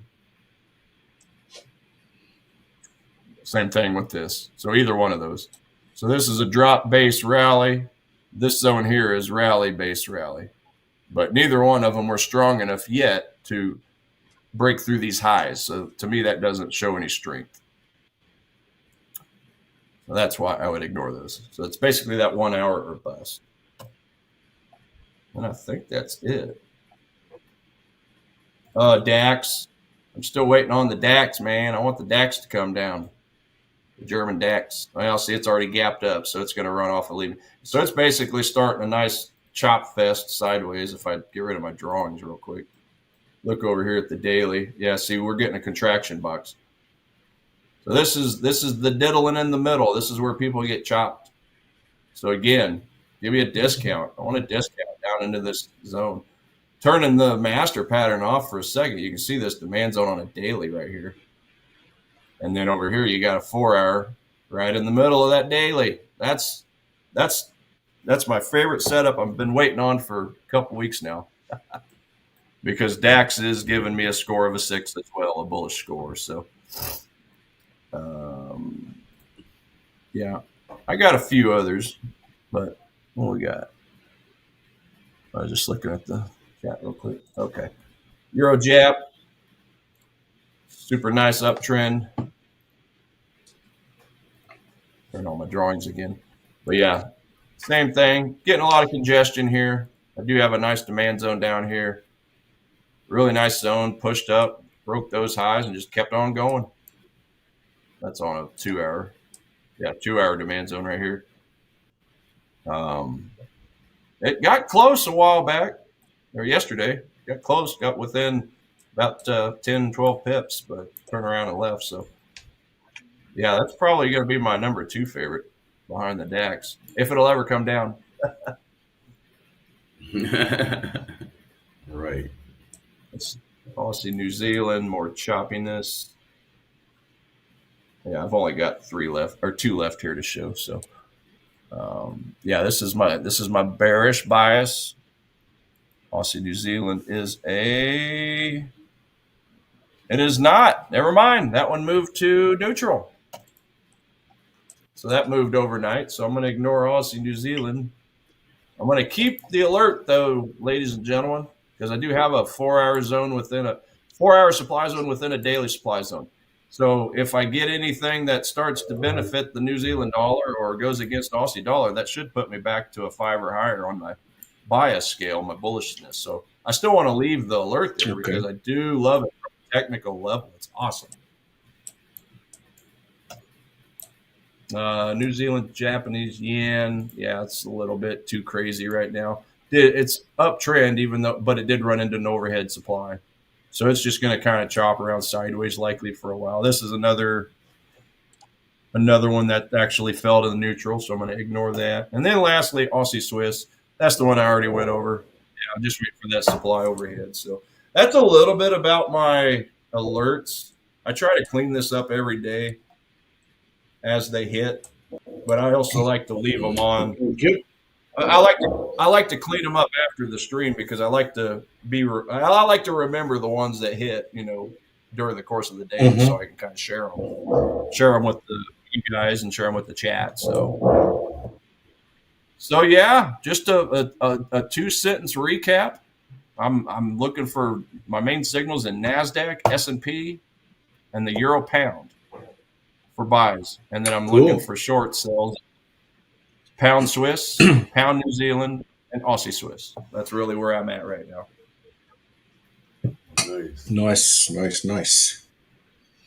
Yeah. Right, so I think we can switch over to my screen quickly. If you're done there, Tiger, if you don't mind. We still have just under half an hour before we take our mid-morning break. But before I talk about what you see on the screen, all this messy lines that you're seeing here, Again, guys, we're going to be announcing a 10K winner at 5:50 Central Time. So at 6:50 Eastern for those that follow that time zone. I always get confused with these time zones because I'm in South Africa. So trying to keep track of them is a little bit confusing, but I'm getting used to it. So yeah, 5:50 or 6:50, right? Either one of those. We're going to give away another 10K challenge account, right? So if you want to be eligible for that, make sure that you comment. We keep on commenting there in the chat. Please tell us why you believe you should be winning this 10K account, and to make sure that we can actually reach you, or to also eligibility wise, make sure that you subscribe to the YouTube and Instagram handles of both Hola Prime TV and Hola Prime Global. It's on the screen there right now. Like I mentioned, keep commenting on the live session and make sure your email is in your YouTube bio so we can actually contact you there. I can't stress that point enough. If you do win today's prize and we pick a winner and we can't contact you, then we'll have to pass it on to someone else. So yeah, good luck. Please stay tuned. Let those comments keep coming in. Again, guys, let us know why you think you should be winning today's 10K account. Trying to make it funny as possible or serious as possible as you want is really up to you. And we'll be choosing the winner a little bit later. All right, so back to my charts, guys. I've been watching the New York session yesterday, and we had a substantial decline right at after the open. I was watching the futures guys actually catch some parts of this, and then price started moving upwards again. Now, trying my absolute best trying to figure out what this is, pattern-wise or phase-wise or wave-wise, whatever it is you want to call it. Did we just see some sort of a corrective move with price gearing up to go to the upside again? Or was this an incomplete decline that could still move lower? Now, obviously, price action will have to prove itself for me. Where price is currently lying, I think it's very close to prove this idea wrong, which at that stage would then have me think that we just had some sort of very violent corrective wave with price then already on its way to make the next move higher again. As you've heard from Coach Tiger there, he's very, very bullish. Those numbers of his on the NASDAQ and the ES for that matter, all extremely bullish, right? So that being said, we could have a situation again today where we see another strong decline or at least another move lower, right? Without breaking two new highs for the day. And if you are a day trader, then that's potentially, a direction you might want to trade towards. So what I've got on this chart here is first decline in 5 waves. 1, 2, 3, 4, 5 for a first wave. Then we have an expanded flat ABC for potential second wave. Then a very sharp decline, which is typically what you see during impulse waves or third waves. Now, if this is some sort of corrective move, it is sort of tracing out with inside a wedge. I think if price can break down below this lower limit of that wedge sloping to the upside, that might be an early indication that the next wave lower has started to give us that potential fifth wave, right? Again, guys, I'm not saying that this is the start of a hectic bearish decline. If you look at a larger time frame, that little move we've seen yesterday, or even in the bigger time frame, was nothing really to write home about. Look at all these previous declines, right? Price could really easily on the day move that far and just continue to move back to the upside again. So I'm just trying to find trading opportunities here. Going to be watching price action really, really closely. If you look at this level that I've drawn over here, it's an invalidation wave 1 note that I put on there with the text in pink. Don't ask me why I put it in pink. I just decided it stands out nicely on the chart. So if this is some sort of a fourth wave correction, then basic Elliott wave analysis will tell us that fourth wave should not overlap with the start of or the end of where you assume the first wave completed. All right, so price being really, really close to that level, if it were to move above that invalidation level, currently lying around 23,162, then this whole count that I have here is just a lot of hogwash. I'm completely wrong about it, and we'll need to start thinking about looking back to the upside again. However, and I've seen this now with the Nasdaq. I don't really like trading the Nasdaq during the London session. I prefer to trade it in the AM session when all that volume comes into the markets, especially after 9:30 AM Eastern, when things really wake up in the Nasdaq and it unleashes the beast. So, got to watch this level, 23,162. I'm going to actually attach an alert to that. So if price were to cross above that, then I would know, boom, that I'm wrong about this count. However, let's put a alert a little bit lower down. Let's place it around about this little swing over here, which I use as a second anchor point for this upward sloping trend line. And I'm going to place another alert there, and I'll set that to crossing down.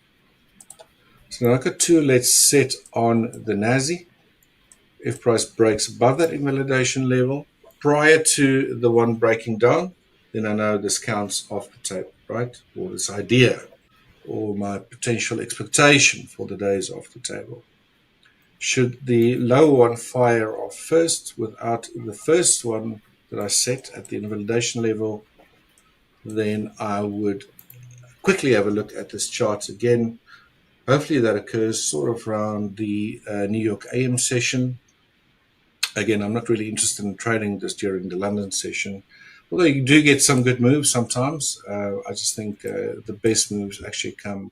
You can probably see that from the futures guys when they trade the NASI and the ES, right? Things can really get wild during that session like we've had yesterday.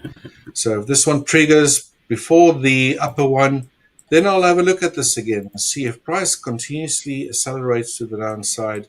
Then maybe get into a trade. Unfortunately, will be after our morning London session that we're in right now. But I also trade in my personal capacity and assume that price could potentially target these lows that were set yesterday at around 22,973, give or take. Right, so that's my view on the Nasdaq. I know a lot of you guys like following gold. So let's quickly have a look at gold. I just want to switch to the right workspace here and switch to gold. I'll get to the FTSE in just a little bit. Interesting occurrences happening there on the FTSE. Also got a bigger picture view of that. So the count, however, has definitely changed. It still doesn't mean we're going to get a corrective structure to the downside. I think I was just a little bit early in my assumption that we might. But anyway, let's first concentrate here on gold. I think we're close enough now to say that if this entire proposed triangle formation is still in place, that we are more likely than not seeing an ascending triangle. Right? If price yesterday did not give us this nice push upwards and we started seeing a strong decline instead, then it could have been a symmetrical triangle with this E wave that I'm still expecting during a move to the downside to have unfolded much sooner rather than later. However, ascending triangles has typically an area or zone where price moves in towards, finds resistance, and this is typically in a bullish move where you'll find your B and your D waves. You've got a three-wave structure moving to the upside here. So if gold struggles to get through this zone, maybe let me just place some labels, guys, that will actually mark this off. 3, 4, 5, 6 on the upside. On the downside of that zone, about 3, 4, 2, 7. Again, give or take, guys. Not have to be 100% accurate about that. But if price, could maybe just wick above it, closes below, then this is still in play. And if that happens and we do start seeing a decline without price breaking two new highs, again, these highs were set on the 22nd of April this year, and we do start seeing a decline lower, then we'll start fine-tuning a potential area where we believe the E wave might end, and then finally we get that breakout to the upside. E waves are typically short-lived, assuming how long this potential A wave has taken. What I assume was a B wave, how long that has taken. The big thing is still, are we busy here with the C? Is the C wave completed? Time-wise, it didn't really take very long for that to complete. So there is in the back of my mind still the possibility, should price hit low from here and it breaks this, that this is actually the C wave. Then we get that D wave, then an E wave, and then upwards, just to frustrate the living hell out of us for longer. But as you've seen yesterday, gold on a daily basis can really run pretty well. So if you're a day trader and you can catch those moves intraday, it can be really, really rewarding. That being said, for swing traders, this might be a bit of a nightmare at the moment, just because of how wishy-washy prices rise, up, down, up, down, up, down, up, down, which is why I try to apply labels to it, some sort of model. In this case, my knowledge of patterns and following them and knowing how they typically like to behave and those sort of things. So this is my working model, and I'm sticking with it for as long as price stays below 3, 4, 5, 6. Again, it might break above it, but if it pulls back, those wicks don't count. If we get a strong move upwards from here, like that's what I say. Those wicks don't count. They got to be somebody on not it. The wicks. Yeah. Especially dealing with triangles, you got to give yourself a general zone. It can't be 100% like accurate with those wicks. So give yourself a little bit of a play on the upside where we might expect resistance. Prices already in that area. Again, if we were to break strongly above that, then I was completely wrong about this. Maybe that was in an A, B, C, short-lived D and E, and now price is scooting its way to the upside, right? But who knows, guys? Who knows? I just know that these patterns typically like to take their time, and gold can be stuck in them for multiple months, multiple weeks even. So it's been stuck in this, whatever it is, for some time. So let's see if you get like Stacey Trade says, if you get a full body close on, let's say, a daily or even a 4-hour chart above that upper limit, then that's probably a good sign that this triangle could still be a triangle. I'm just late to the party, that it's potentially ended and the next move is up. However, that being said, your triangles are typically your penultimate corrections within a move, right? And as you can see, as gold has moved or powered up from here, where's the starting point of this move to the upside?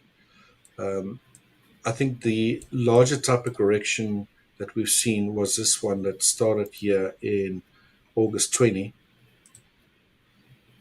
potentially giving us an A, a B, a C, right? And then this next move. So if you have to start counting from this move higher, which I know some eliticians have, then just because we are dealing with a larger type of triangle, which I still think it is, maybe this was first wave, second wave, third wave, triangle, blah, blah, blah, blah, blah. and then fifth wave, and then a deeper decline. Again, this is just like, drawing a pattern, right? Or a path. Don't worry about these numbers to the right there. But I'm just talking about the phases or the sequences of events during a trend, right? Just because I'm seeing what I believe is a triangle, and knowing that they typically occur as a fourth wave correction within a phase, I am still bullish. I still expect a bullish move to the upside, but then I'll be pretty cautious, expecting that we might see at some stage a deeper decline or corrective structure. Reset the whole phase and then get another one to the upside again. You were saying, Tiger? I've never heard the terminology Elliotian. Yeah, I mean, I tried. It's a rabbit hole. I can tell you that much. There's a lot of guys that swear by it, and I really, with like an analytical type of mind, always try to figure out, what is the exact correct way to count this trend, right? Because there's some good guys that's using this methodology, but one guy will normally say something completely different than the other guy. So I do find it's useful as a framework, just knowing your basic rules. Typically, if price is accelerating up or down, you're probably in a third wave, right? Definitely, there are 5 waves. Things typically move in 5s and 3s. You guys will probably agree with that. But it's with the correct approaches that I've focused my time mostly, because I could just not get a handle on trying to figure out during trends. Because trends can go on for like how long? Where's the starting point of the trend? Then you get these guys looking at daily or monthly time frames, and from the beginning of time when that instrument or market started trading, you get super cycles, grand cycles. I mean, it's just too much for me. I don't know. Yeah. Obviously, I kind of got a trader, this provides me with an expectation, and then I can drill down to a lower time frame. And I just like to look backwards from where the most recent, strong correction was, right? And then try to count it from there, rather than going back all the way in time and trying to figure out what's going on. But I do think elite wave analysis is very useful when dealing with corrective patterns. That's for sure. Yeah, I agree. I kind of went down that rabbit hole for a while, once upon a time, with the Elliott waves, and intriguing stuff. And you're right; it's pretty crazy how accurate it can be. Yeah, the 3 waves, the 5 waves. So, yeah. It's something that I'm actually probably going to dig back into a little more, because it is quite interesting. For example, like this move up to the upside. If this is an ABC, and forget now about the pitchfork here. Was this an A, a B, and that a C? Right, if you drill downwards, this looks like a 5 wave. And you got this sort of, let's do that quickly while we still have a bit of time. I think we have 5 minutes before we take our break. Maybe let's delve into 15 minutes here. Maybe that's even too small of a time frame. Here we go, 4. It works pretty well. This looks like a 5 wave move. 1, 2, 3, 4, 5. A, right? Then we get this overlapping structure here.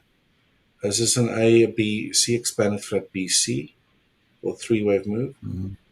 Then this could potentially be impulsive again. Then we get sort of like a bit of a fractal formation, similar to this one, although that week was a little bit of a strange one, but it also happened in a similar type of pattern. You see what I mean? So if this was an A, a B, a C, I'm thinking, just to throw things off, that this was what we call a running flat, so where your B wave actually doesn't meet below the end of this wave. So your B wave is actually here. And just looking at that, it can help you decide which anchor points to use to draw your pitchforks. So you want to be using the A, the B, and the C, right? that one. Right. Let's go to, what am I doing here? Yeah, on a B. No, I'm not doing this right. I should have gone back all the way because it gave me that high perfectly on a 4-hour time frame. Was I using the right setting here? I think it's a modified in this case. Yeah, there we go. Right, so using these anchor points rather than this one and this one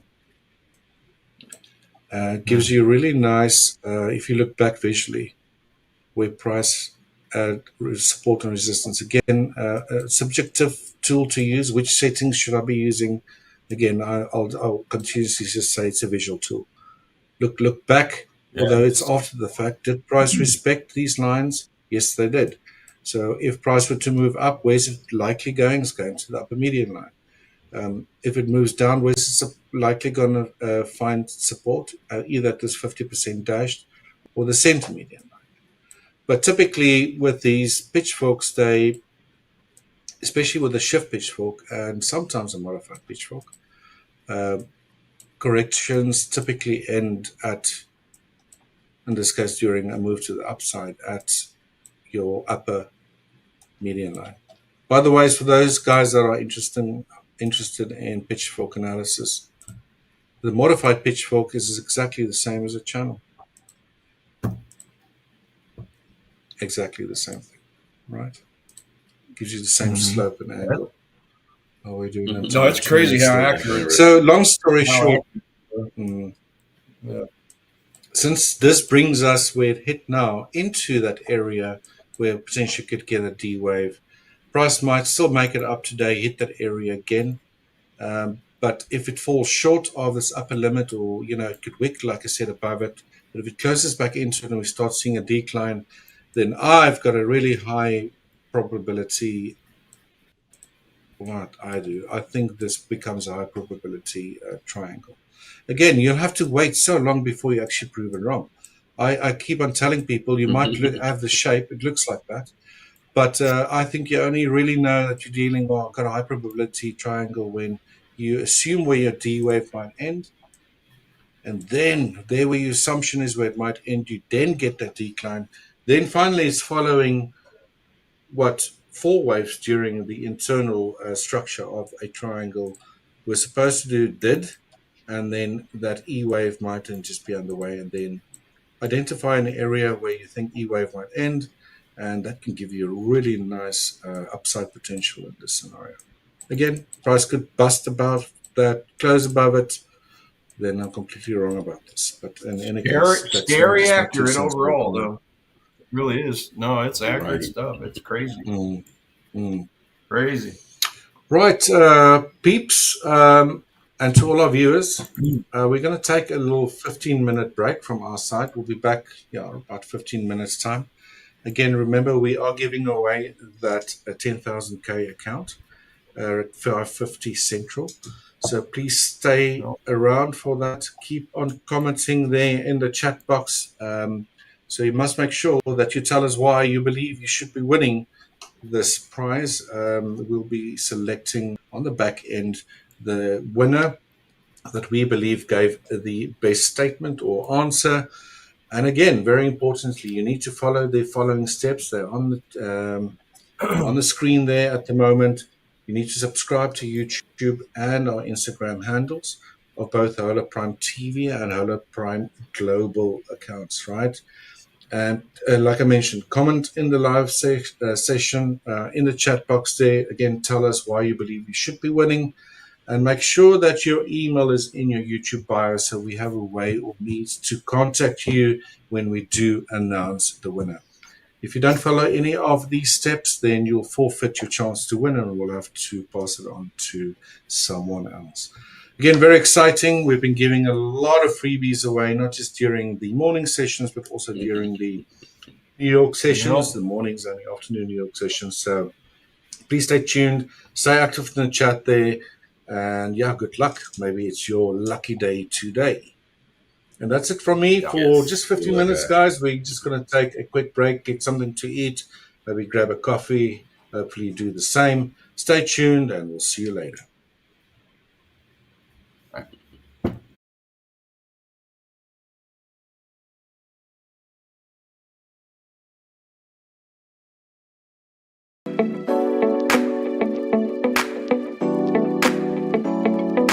Hey, hola amigos, I'm Michael Keller, and I'm one of the trading coaches here at Hola Prime. But more importantly, I'm just a regular guy who turned trading into freedom, and I'm here to help you do the same. So this is a glimpse into who I am in front of the screens and beyond the charts. See, a strategy will get you in the trade, but mindset keeps you in the game. I started trading back in 2012, and honestly, I lost more than I won in the beginning, but every loss taught me something. It wasn't about having the fanciest indicator. It was about mastering my mindset. Living in Mexico has taught me to slow down, breathe, and be present. Trading is what I do, but it's not who I am. I'm a dad, a husband, a traveler, and a student of life. And all of that makes me a sharper trader. When I'm in flow outside the charts, I'm in flow on the charts too. This game doesn't reward speed, it rewards skill. Listen, everyone wants to flip $100 into 10,000. I get it. But be consistent, focus on execution over excitement, risk small and learn fast. And if you ever feel lost, reach out. That's what we're here for.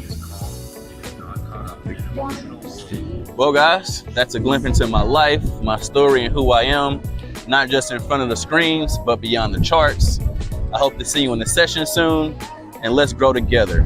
One day, one trade, one lesson at a time. Welcome to Hola Prime.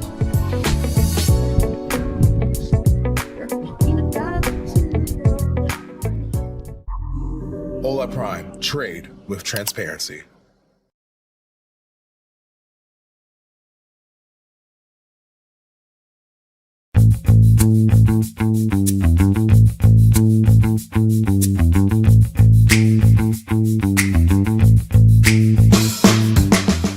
Hi there, my name is Richard and I'm one of the coaches from Hola Prime. Join me as I take you behind the scenes on a little tour of what I like to get up to on a daily basis and beyond charts. I started trading 16 years ago, but through persistence and a very high level of dedication, I got to learn 3 invaluable lessons through my career. That trading should be treated as a business. It's really not a gamble. Consistent profitability demands effort, and there's really no shortcuts or any way around. And especially risk management, which isn't, it's part of your survival as a trader. You see, early on I realized that success in trading is only 20% strategy and 80% mindset and emotion. Now, as a coach at Hola Prime, my focus is very simple. Helping traders build systems with an edge, cultivating the discipline and focus needed to execute them consistently. You see, guys, the markets doesn't care about you. It will humble you if you let your pride override rules and reward you when you execute your plan without fear or hesitation. As a trader, I like to get outdoors as much as possible. Really try to strike a balance between trading and also leading a healthy lifestyle. Leading a healthy lifestyle for me could be anything. Hiking, I love swimming as well. Today is not really the weather to go and swim, but I will take the dog out for a walk. I'm really trying to force healthy habits so I can stay focused when I really need to, when I'm behind the charts, and all the stresses that comes with it. As getting outdoors really helps relieve those stress and helps me personally keep focused as much as possible. In my spare time, I like to play deep dives with my trainers. And just as in training, skills and practice is everything. And that's a wrap, guys. Look behind the scene shot where I am, what I do every day, beyond the charts. I hope to see you in the session soon. Take care.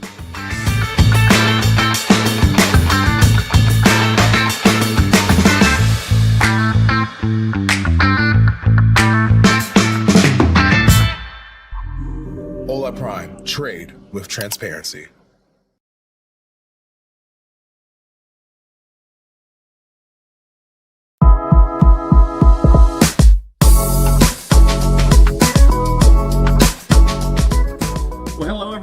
My name's Tiger. I'm a coach here at Hola Prime, and I wanted to give you a quick little glimpse into who I am, both inside and outside of trading. So let's check it out.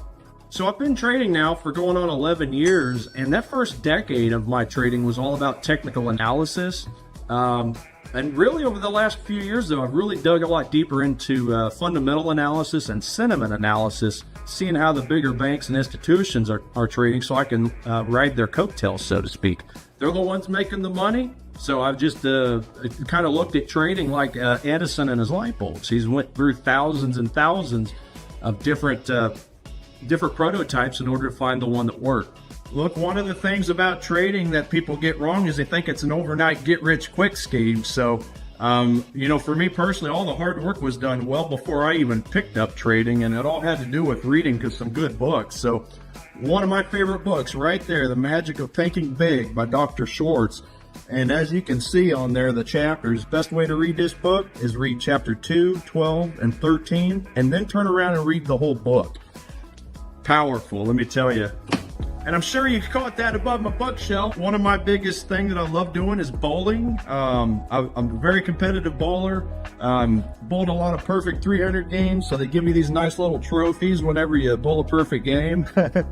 Got another one for an 800 series, basically bowling 3 games of 800 or higher in a 3-game series, so it's like a 250 average. Pretty good stuff, but competed national tournaments, state tournaments. I've won a lot of them, so bowling, that's one of the top hobbies that I have. Outside of that, I love singing. I like to go and belt some tunes, whether it's karaoke or just singing in my car, some carpool karaoke. But other than that, listen, on the weekends, I love nothing more than just to hang with my girlfriend. She's an awesome, incredible woman, and she kind of balances me out because she sees how hard I focus on trading. So it's just a very good reset at the end of the long, hard week of trading to just get away, just step away from it all, go enjoy each other's time, and prepare for the next week. So that's a bit about me. Just let us know how we can help. Just remember, it's not a sprint, it's a marathon, okay? The basics of trading are quite simple to learn. It's just all the nuances that take a while to really master. So just keep that in mind. Don't overwhelm yourself. We'll take your hand. We'll lead you to where you want to go. Like I say, just one step at a time. So with that, have a wonderful day. Look forward to seeing you in a session soon. Hola Prime. Trade with transparency.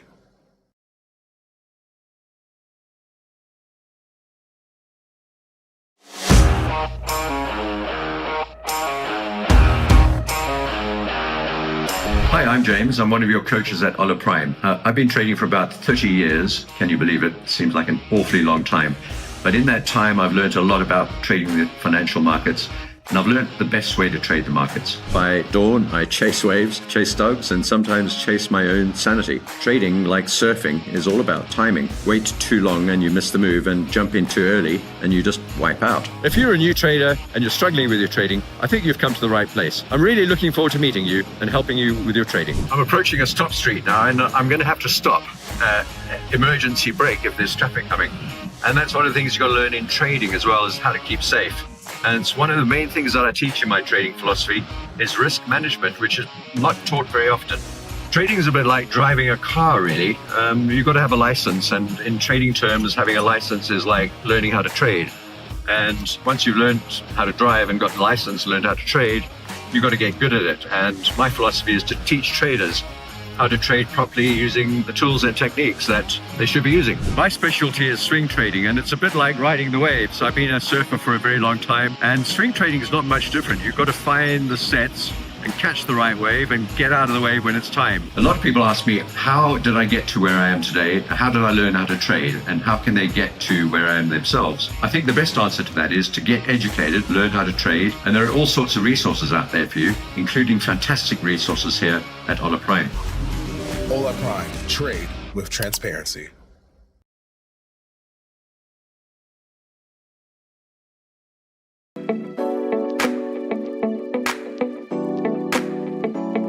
Hi, I'm Paul, one of the coaches at Hola Prime, and this is a little insight into who I am beyond the charts. I started trading 5 years ago.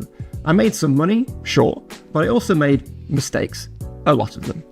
As I progressed though, I realized it's less a game of chasing green and more a game of enacting discipline. As a coach, I try to help traders focus on the process, how they structure their approach, not just on the charts, but in their heads. Everyone wants to 10x their money overnight, right? But real growth, it comes from small, smart, and consistent moves repeated over time. Trading is a journey, so patience is always required, but I am here to help you grow, so don't be afraid to get help.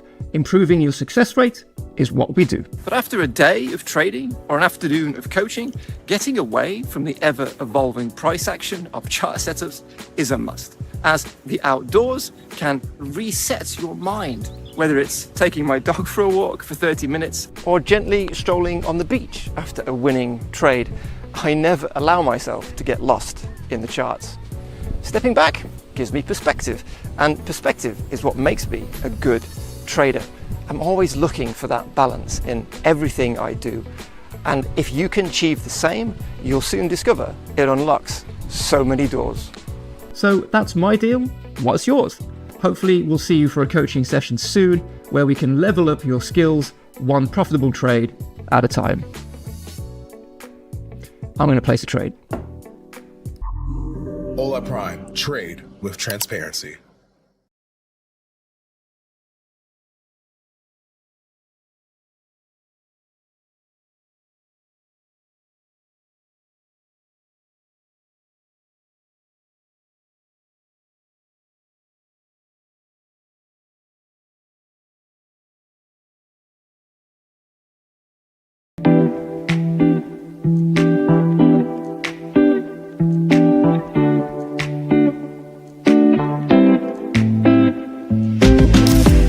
Hi, I'm Sam, one of the coaches here at Hola Prime.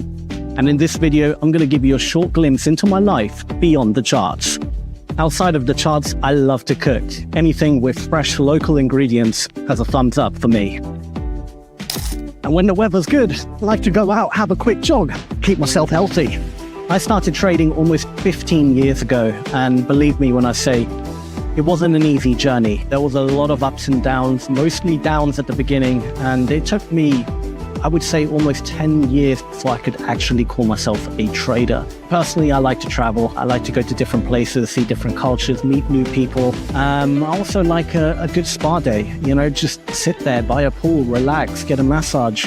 You know, you can see from the screens behind me, it's just a lot of stress, a lot of digits, a lot of moving, a lot of fast moving markets. You can't spend your whole day in front of a screen. You will burn out, and sadly, you probably won't be as successful as if you just relaxed a bit more.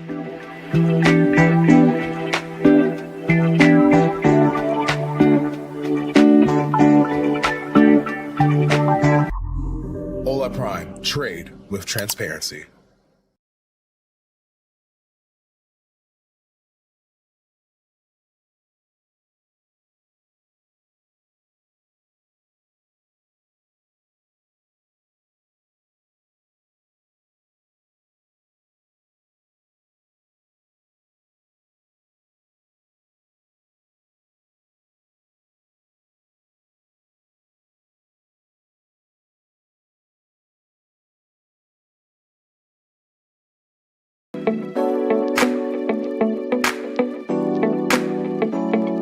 Hey, I'm Troy Epperson. I'm one of the coaches at Hola Prime, and this is a little glimpse of me outside or beyond the charts. Outside of trading, I play golf with my son.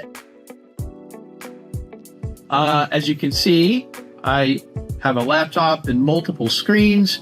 I've been trading for about 15 years on my own and about 25 years before that, even with a lot of interest in the market.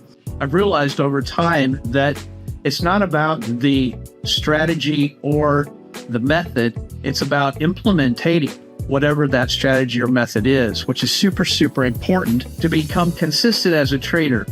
Everybody wants to get profitable and make thousands of dollars a day, literally overnight, but it's about taking those small incremental trades just over time, taking the same boring pattern over and over again that creates that consistency and develops a discipline to make money trading currencies, futures, or stocks, or whatever you're trading. Golf is great because the parallels with trading are immense. Discipline, doing the same thing over and over again, getting your setup correct, knowing when to do a layup and when to actually go for it. All of those things apply to trading. Balance is super important and is the edge when it comes to trading. We want to be consistent, but at the same time, you've got to be patient, and you need to be able to reach out and ask a coach a question and never feel guilty about doing that. And there's no bad question. Every question is a great question because it helps you enhance your intelligence and your knowledge of the market. Well, that's a bit about me. I hope to see you soon in a live trading session. And remember, we're just looking for one good trade. And once we find that one good trade, we're going to do it again and again and again. I'll see you then. Hola Prime. Trade with transparency.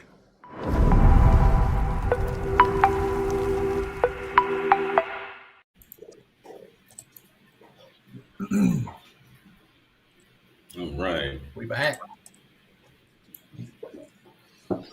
We back. What's up, guys? How's it going? Oh, pounded my normal granola bar with peanut butter. Best snack ever. Gotta keep it up. Good stuff, good stuff. All right, to all our viewers, we are back. We can tackle the charts again. Again, quick reminder before we do that, show my charts. That 10K account giveaway will be at 5:50 Central. We got a few more people in the chat here, I see. Keep them coming. Let us know why you think you should win. And you might be walking away with a 10K account today. You can make sure that you have your email account linked to your YouTube bio, to subscribe to our Hola Prime Global as well as Hola Prime TV channels. And tell us why you think you should be winning today's 10K giveaway. Right, so we already gave 3 away, am I right, guys? I think this will be our 4th. Yeah. So they keep on coming. Yep. Really easy to win. All you have to do is stay active in the chat, continue watching the show, the broadcast, and yeah, you could be a winner today, right? So very important. I'll keep on mentioning this because it happened in the past where we can't contact the guys because we don't have the email address. So we will pick the best comment. So keep them coming in, guys. I know some of these guys want us to look at charts and stuff, but please tell us why you want to win that 10K account, why you think you deserve to win one of those 10K accounts, and we will select the winner based on that comment.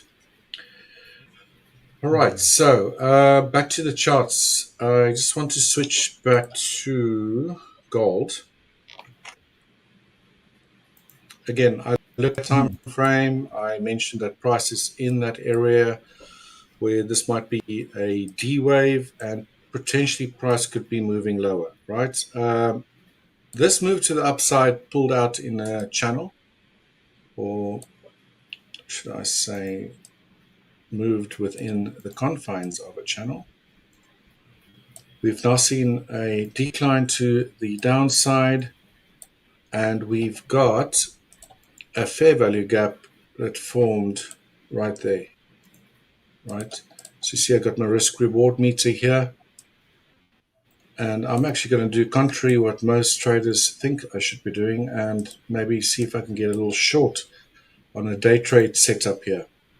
So we can see if we can get a pullback back into this fair value gap, and maybe some sort of reaction, switch to, you keep it on a 5 or 1 minute time frame to the downside, then I'll be willing to take a trade here. Assuming that this might have just been a little temporary corrective structure, one would assume that if price did end at the end of, let's say, a double zigzag or an ABC here, that price would at least target this most recent low.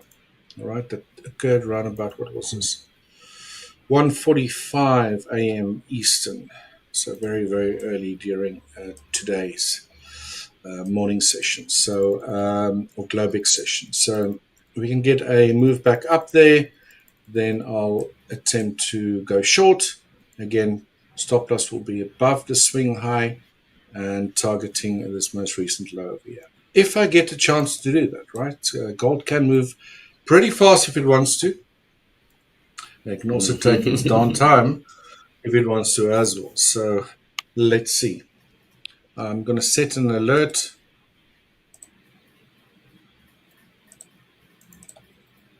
On gold. If price makes its way back up there again, delete this channel for now. Then I'll know to look at it again. If price continues dropping strongly down from here and actually breaks this low without giving it a pullback before it does that, then so be it. Then I'll just have to miss that trade. Okay. Cool. That's me on the analysis side of things. You said that you get that second position away, Michael. Yep. And this thing tanks so fast that it's ridiculous. Yeah, I think maybe that. Yeah, maybe this is the that Japanese news coming out tomorrow or something. I don't even know. That thing went quick against me. Okay. Yeah, we can get it up though. Let's check it out. I do want to point out something here, and it's exactly why you have to close these trades when my screen share here.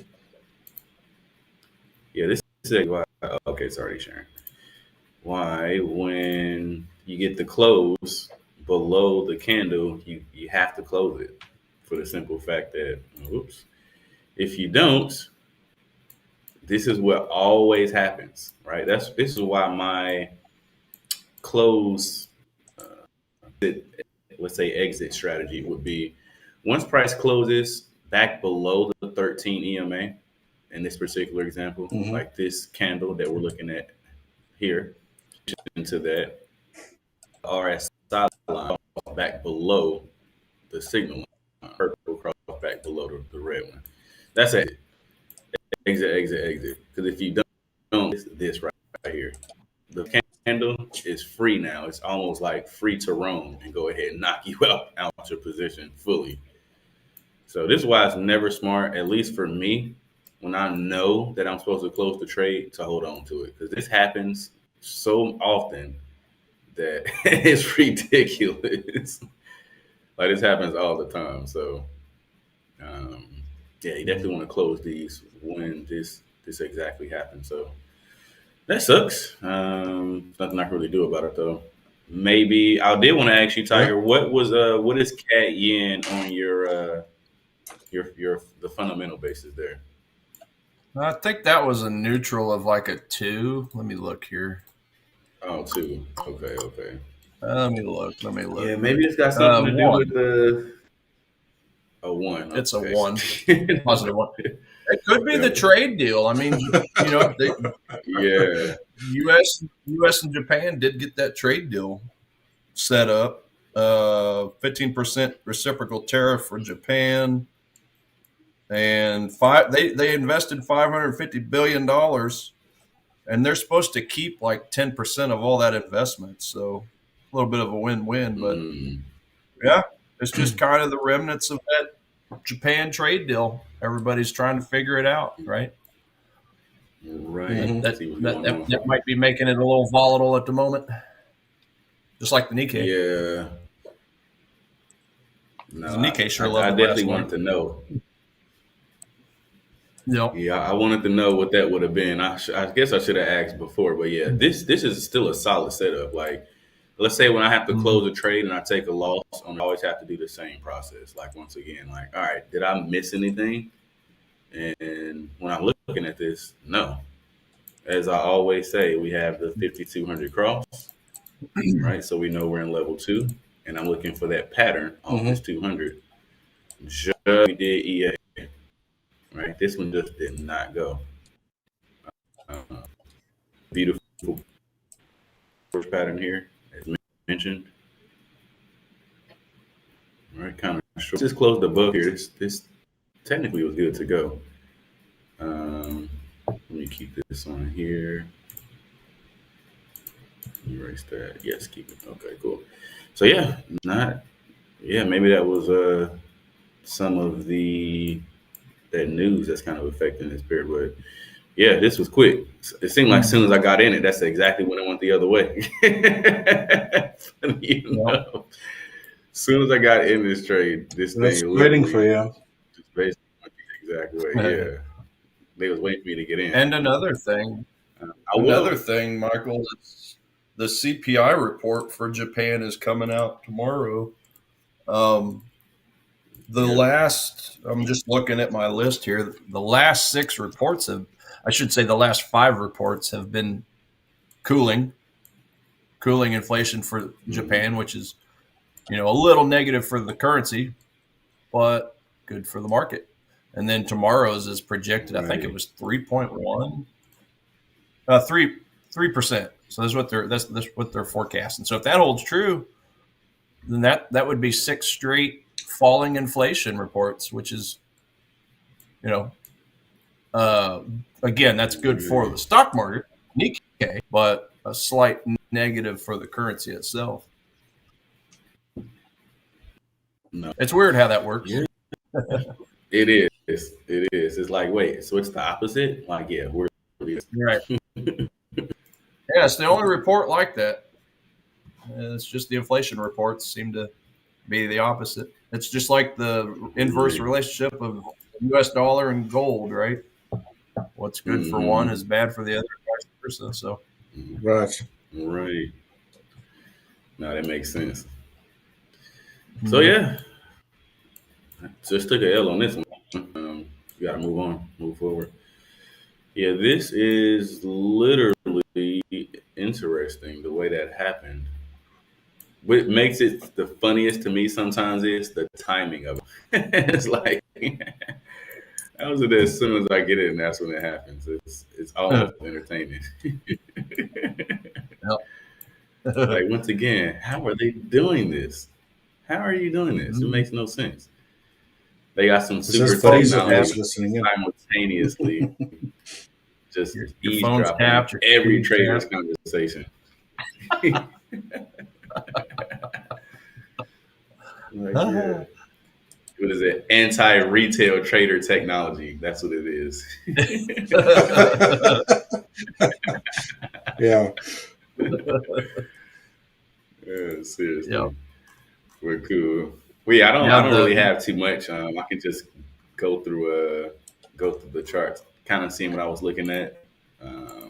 Okay. Like alongside from that. That was like the only thing that I was even remotely interested in. Outside of Bitcoin, I will admit it was kind of close, and I do have an alert set for this, but it doesn't look like it's gonna make it actually. So we'll kind of see. I don't want this to stay down here lingering too long, and for these EMAs to cross back to the downside, which looks like that's what's gonna happen. But yeah, I was kind of looking at this earlier today for like a bounce up, but that might not happen now. But we'll see. Bitcoin's crazy; it might just do it anyway. But yeah, so this is kind of the top here. More of the story from yesterday. But cool. Just that kind of reference point once again, guys. So you can kind of know exactly what I am looking at when I'm going through these charts. Right? In essence, as soon as I come to the chart or to the pattern or to the asset rather, I just want to know exactly what level I'm in. Right? The most important thing for me is to identify where am I in this cycle. Am I in peak high? Right? If so, I don't want to be part of that. I don't like trading peak highs. As I always mentioned, this is where I lost majority of my money in my trading career. Is trying to trade the peak high and the peak low. So definitely want to stay away from those. Once again, I'm only interested in these two levels, right? We have our level 1, which is when the 13 and the 50 cross. Now I'll just put L1 here so we know we're in level 1. And then secondly, when we have our 50-200 cross, we're in level 2.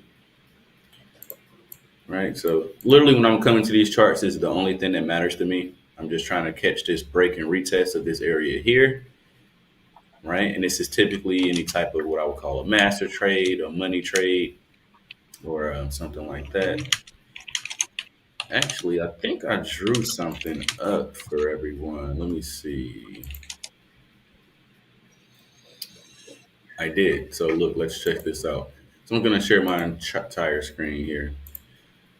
So I drew this up yesterday. This is actually the exact trade that I took yesterday, which is on AUD CAD. So you see we have our 5,200 cross here. That's how we know we're in level 2, as I mentioned. And then here we have this half a bat structure off of this 200 EMA.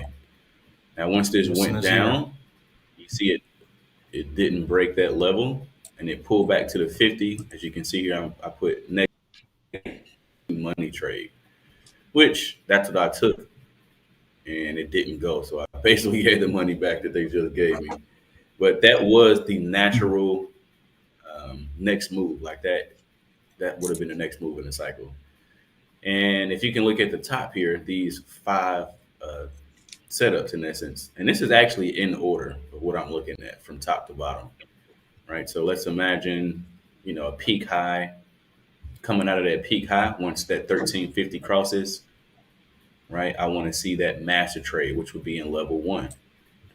The other trade that can happen in level 1 is the money trade, which it will touch the 200, but it'll make the same exact pattern. Now, it won't be a master trade because the master trade doesn't touch the 200.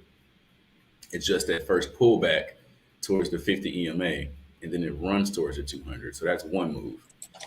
But if it does touch the 200 and the 5,200 has not crossed yet, the next move in the cycle would be that money trade, which is again in level 1 because the 5,200 has not crossed yet. Right, so that's the number 2 on the list. And then that number 3 on the list would be what we see here on the chart, right? Once that 5,200 crosses, you're looking for either the W or M off the 200, you're looking for the head and shoulders pattern off the 200, or you're looking for that half a bat. HB is half bat. And level 2, again, off the 200. Those are the only 3. Yeah, exactly. Batman. Those are the only 3 things I'm really looking for in that level 2 off that 200, right? So that's number 3.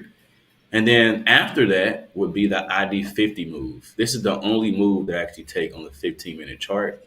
This occurs after the MW half a bat or head and shoulders off the 200. So it's kind of like a small pullback that hasn't broken the level. On a 1-hour chart, it'll look like what we are seeing now. But on a 15-minute chart, which I can show really quick here. So this is on AUD CAD. So if we go to the 15-minute chart on AUD CAD. Oh, where's this thing?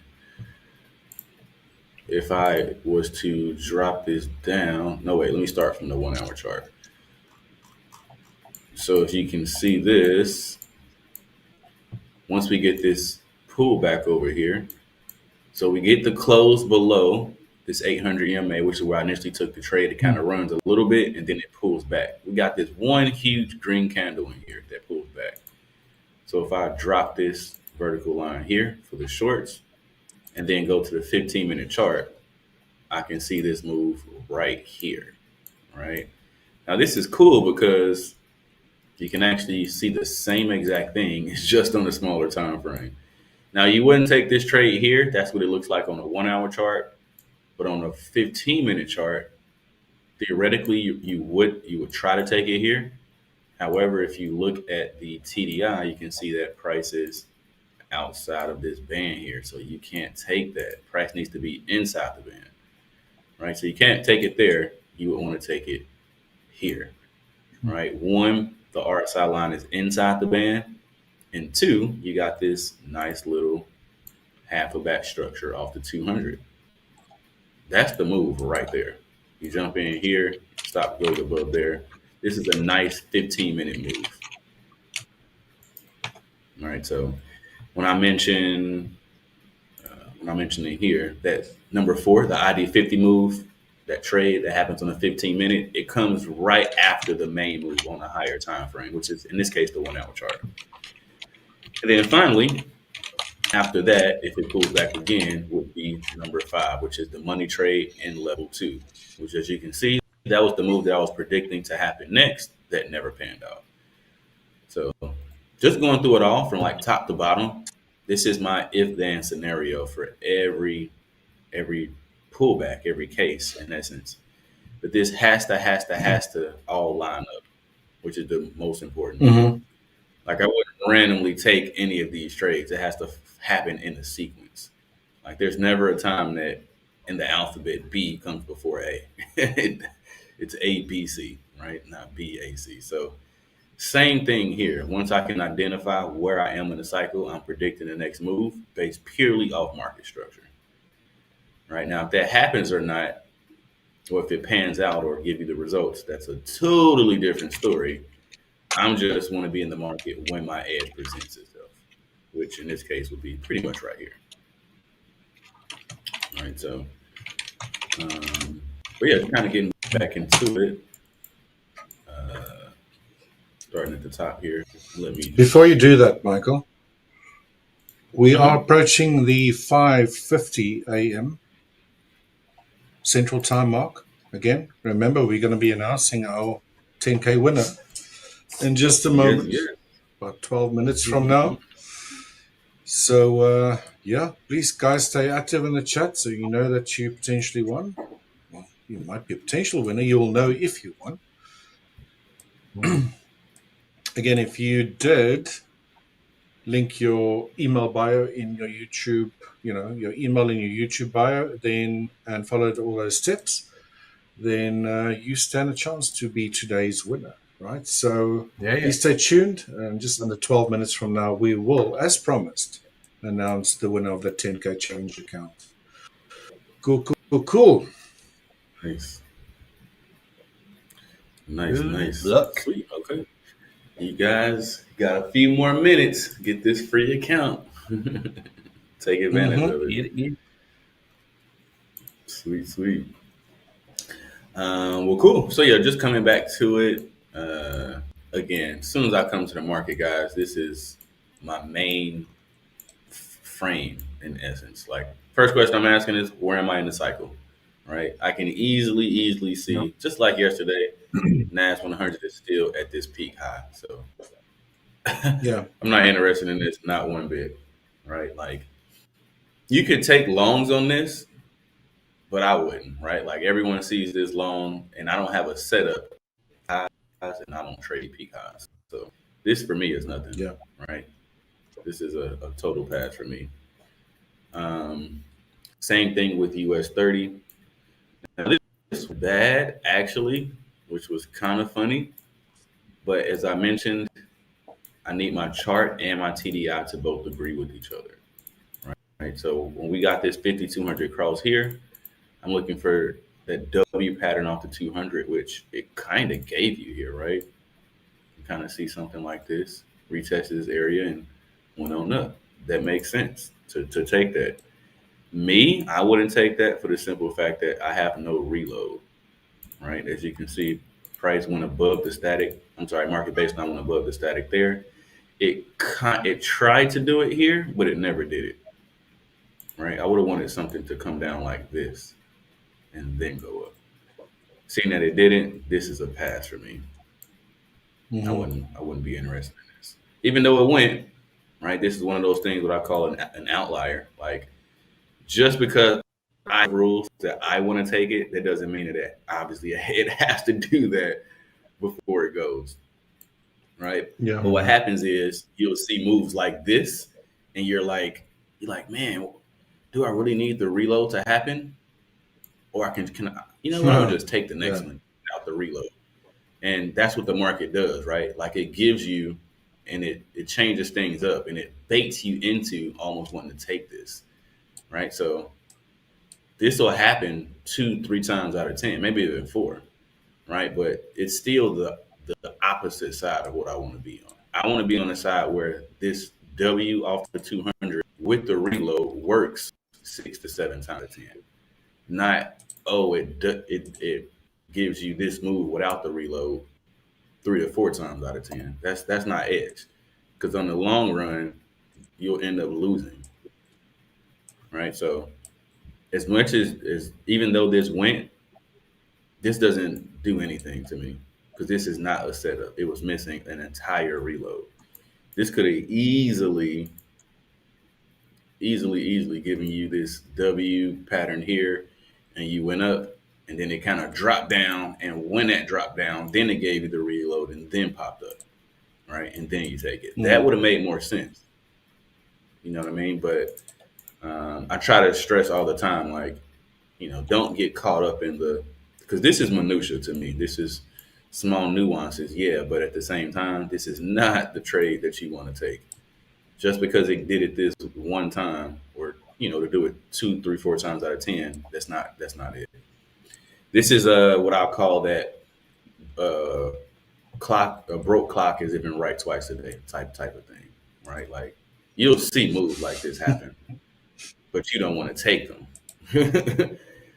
Because if you was to do an actual measurement and like measure how many times this actually worked out, like, man, how many times does the M or W off the 200 work out when there's no reload? If you did that math, you realize it's not often.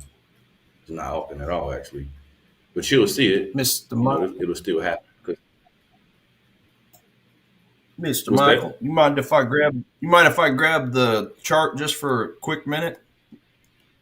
Yeah, just go over this trade. Yeah, just for a quick, of course. Quick minute. No, take your time. Back in. Take your time. You take a trade there, Tiger. Yes. If you want to holler at your boy back in. Yeah, a little bit of Swiss franc Japanese yen action. So, oh, nice. Pop onto this one here real quick. So, yeah, Swiss Jap, as mentioned, that's giving me a bullish score of a 7. So, loving the sentiment on this, and technicals as well. So I went ahead. Had this nice little 15-minute demand zone right here. 1, 2, 3, 4 basing candles. I mean, you could really count that as a 5th. So you got your leg in, and then 5 candles. So that's really the basing action. Then obviously a strong increase. So yeah, just waited for price to fall down, and kind of looked at it on a 5-minute was where I noticed that we had just beautiful. This is beautiful, like beautiful. Beautiful candles coming down, and it looked, after it formed that third one, I went ahead and took a buy on the break of that. So it's basically at the top of the zone as well. So, yeah, we're in that one there. The trend these candles almost look like Hakanashi candles. The trend is so smooth. That's what it looks like. That's exactly what I was thinking too. Exactly what I was thinking. So yeah, we'll see how this one goes. I did like how on the 1 minute time frame. Yeah, that's exactly what I was thinking. But yeah, as far as RSI, I was also kind of getting a divergence. We got this low and then a little bit higher of a low point over here when we're comparing this right here. This to this. And then this over here, just slightly increasing. So that's the kind of divergence I like to see when you're looking at RSI. So we'll just, we'll see how it plays out. Cool. Yeah, that 5 minutes, that's about as pretty as it looks. Let's see here. Let's see if it, let's see, Heikenaishi. Yeah, so there's Heikenaishi. Not too much of a difference, huh? Right. Not at all. There's your Rinko. There's the Rinko. Yeah. And yeah, when you put it on the regular candles, it doesn't look too much different, does it? It really doesn't. So that was the first thing I noticed. Like, man, it looks nearly identical. I really, guys, I don't know but about you guys. Yeah. Yeah, I love Heikenaishi. I mean, it's just so easy to see a trend on this thing. Like, I mean, that's just easy. If ever I'm confused, the only thing I don't like trend, about it is weirdly sometimes is the opening and the closing of the last candle. Like, it looks weird. Like, yeah, like for sure. A little bit. That's the part that throws me for a loop, and I'm like, I can't use this with it looking like that. It just looks way me too. No, I'm totally with you. I solely use it for trend finding, and that's it. But I don't use it to now. You know what though? Some people will actually use it for supply and demand zones. I've watched videos where people will do that. They'll just look at this, red candle as an example, and they'll push it forward and use that as a just to find demand zones. But nah, I'm the same. I want the actual real candles as far as that goes. Yeah. I know a few traders who will use it for like once they're actually in the trade to help them psychologically hold on to the trade. Like as long as they don't get a red, let's say they're going long, as long as they don't get a red candle, they'll continue. So they'll trade it with the candles regularly, but once they actually enter, they'll change it to the Akanashi, however you say it, just to help them hold on to it. Which, to be honest, makes a lot of sense. Like I think that's actually a good idea. If you haven't developed that skill or to be able to hold on to it, and it makes you a little antsy, I think that's a pretty smart thing to do. Yeah. Oh yeah. Yeah. We got about 11, well, 12 minutes. Works out, Tiger. 12 minutes until this candle closes. So as long as it maintains that nice tail underneath, that's what I like to see, because then it should continue up. So we shall see. Cool. That's all I had on that, Michael. You want to? All right. We're just about a minute away from that announcement. Minute 15 seconds or something like that. Yeah. So we'll do a bit of a countdown in about 30 seconds or so. So all of you stay tuned. We will be announcing that 10K winner. Is this our fourth? I think I asked this earlier during our session. I think it is. We had Elmer FX, then we had Martin Lawrence, then we had Stacy, and now we have this one. So that's right. That's right. All right. So hopefully everyone in the chat's still with us, and you follow those steps. Again, very important. You follow those steps to be eligible for this win. So excuse me. So guys, good luck. We're going to be announcing in 30 seconds time. So keep those comments coming in. Show us some love. And then we'll show you some love back with a 10K account. Stay easy. Stay straight. They're all still here. That's right. All right. Okay, so I think it is 10-2, and it's time to announce that winner, guys. The next winner of that 10K account, drum roll, is, let me just quickly see, Playmondo Bricks. Playmondo Bricks, are you still with us? Playmondo. Today's 10K winner here in the Forex Live session. Well done. Yes.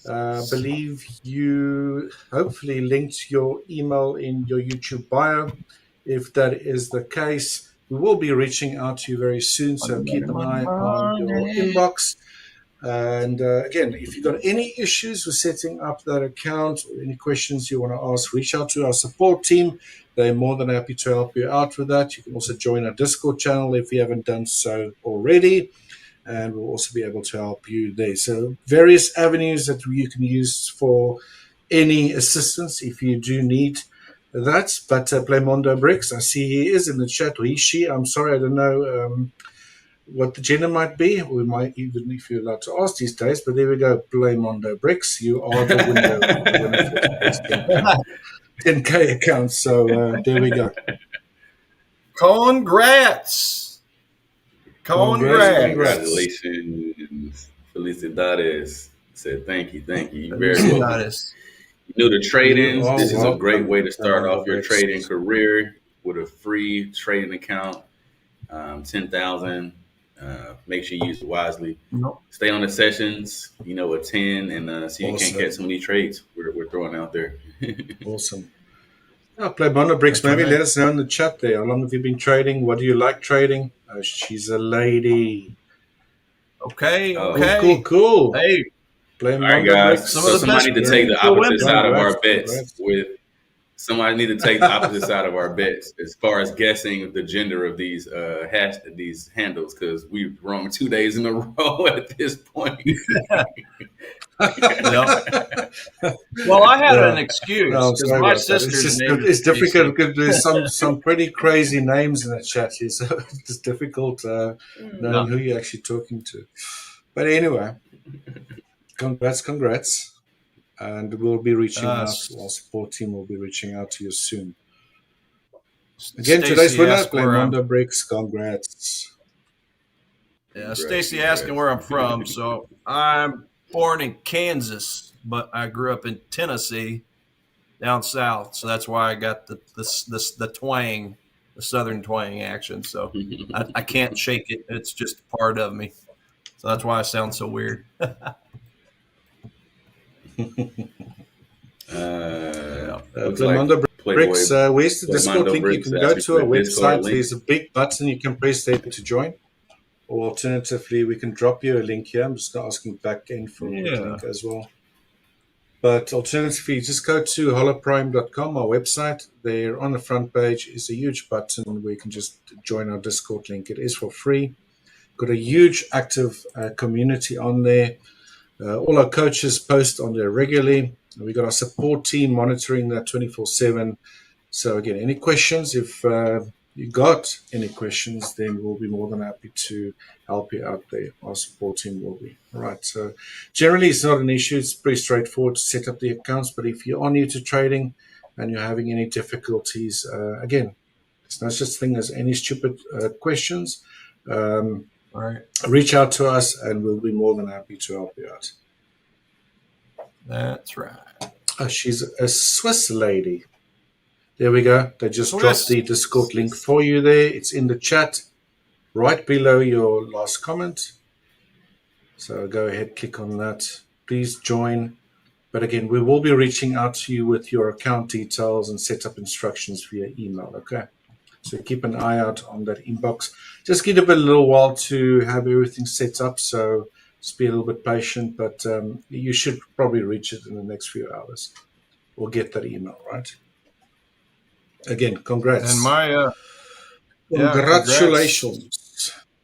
Switzerland is Are you where new my to heritage trading, is from. Mondo? Oh yeah, what's your heritage from Switzerland? Switzerland, yeah. So Switzerland on my mother's side, and then Germany on my father's side. And then, Stacy, you said your mother's from Memphis. Yeah, so I grew up about an hour northeast of there, just like straight up. Out in the boondocks. The boonies, y'all. Straight in the country. Yeah, I miss Tennessee. It's a beautiful state. From my dad's side, also we're from Germany's side, although the Dutch settlers, colonized this area quite a long time ago. But full blown. I think I might have mentioned that my girl's from Tennessee. From Europe. Oh, Tennessee for your girlfriend or your wife or? Mm-hmm. Nice. Yeah, she's from Tennessee. Yep. She's I forget this. I've never been there actually. I've only driven through it, but yeah, it's not too far from Knoxville. I want to say. Oh, on the East Tennessee side. Yeah, she'll say some country stuff sometimes, and I'm like, "What did you just say?" That's right. Like sometimes, what's this with the accent? I'll make fun of her. Yeah, so her mom's even worse. Like she'll say something. She was like, it's a video, and I heard it on Facebook, I think, and her mom said something super country, and I recorded it. And now every time she says that, I say it back to her. She said, "Don't step on my shoe again." And I was like, "What did she say?" What did she say? She said, "Don't step on my shoe again." I'm like, "Why? That sounds so funny." Like, the different accents are hilarious. Yeah. Yeah, my missus Yeah, is from it's even Sweden. Of all Sweden. places. Yeah, it's even Oh, worse really? when I go back. I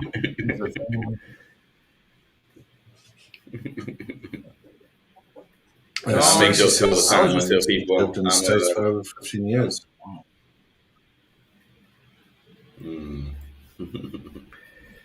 Yeah, most of the time I'm here, I make jokes, and it's like, oh, I'm Blaxican. That's what I am. Blaxican. In my last lifetime, I was Mexican. That's so funny. Nice. I've never heard that. Stacey That's pretty says he's awesome. from Sweden. Cool. Right. My wife's from Sweden. Västerås. My friend's I love going to family's Sweden from now there. and then, but I'm a bit tired of the ice cold weather when we do go there most of the time. I would love to go hit summertime. First time I ever went there was summertime, swimming in all those beautiful lakes they got there, which there are many, but winters are pretty brutal, that's for sure. I think they're having a huge heat wave at the moment. I think my wife's father was just mentioning that his thermometer in the kitchen went to max. It couldn't even go over a certain temperature yesterday. So it's pretty crazy stuff. Extremities, right? Hot and cold. It can get really cold there as well. All right. Yeah, that's something that I'll be honest, in my life, I've never been a cold fan. Like growing up in Chicago, I used to live, as I mentioned, on the south side. I went to Kenwood High School, and we walked 11 blocks to school, like from 51st all the way to 63rd in Kenwood. When I tell you guys, it was freezing cold, and I got on the full regalia, as warm as you can possibly be, and still freezing. I'm like, I don't ever want to live somewhere cold. When I get grown and I'm paying my own bills, I gotta be somewhere warm. I don't want to be in cold weather at all. Yeah, I hear you. I hear you there. I'm just looking at some of these majors right now, just to show some more examples for people on some of these zones that are available. So, like, obviously, like pairs like the euro dollar is not on the watch list at the moment, but still good to look at the trends, try to see what kind of zones exist if and when it does give me a bullish signal. But for people that are just strictly technical traders, I mean, yeah, there's a pretty good little zone right there for euro dollar. Want something like that, 4-hour time frame. You could even drill down to a smaller time frame. Find this 30-minute zone within the 4-hour. So that's a little bit of confluence. Nice little confluence right there for technical only traders. So that's a zone I'd be looking at now. Pound dollar. Yeah, that's you know, I know I kind of talked the other day or yesterday about the fact it still hasn't made that lower low. So technically still in an uptrend. You know what I mean? So if you're looking at uptrend, it's going to be very similar to the euro dollar. Like the euro dollar had this zone here. So if we flip to the pound dollar, it's going to look very similar.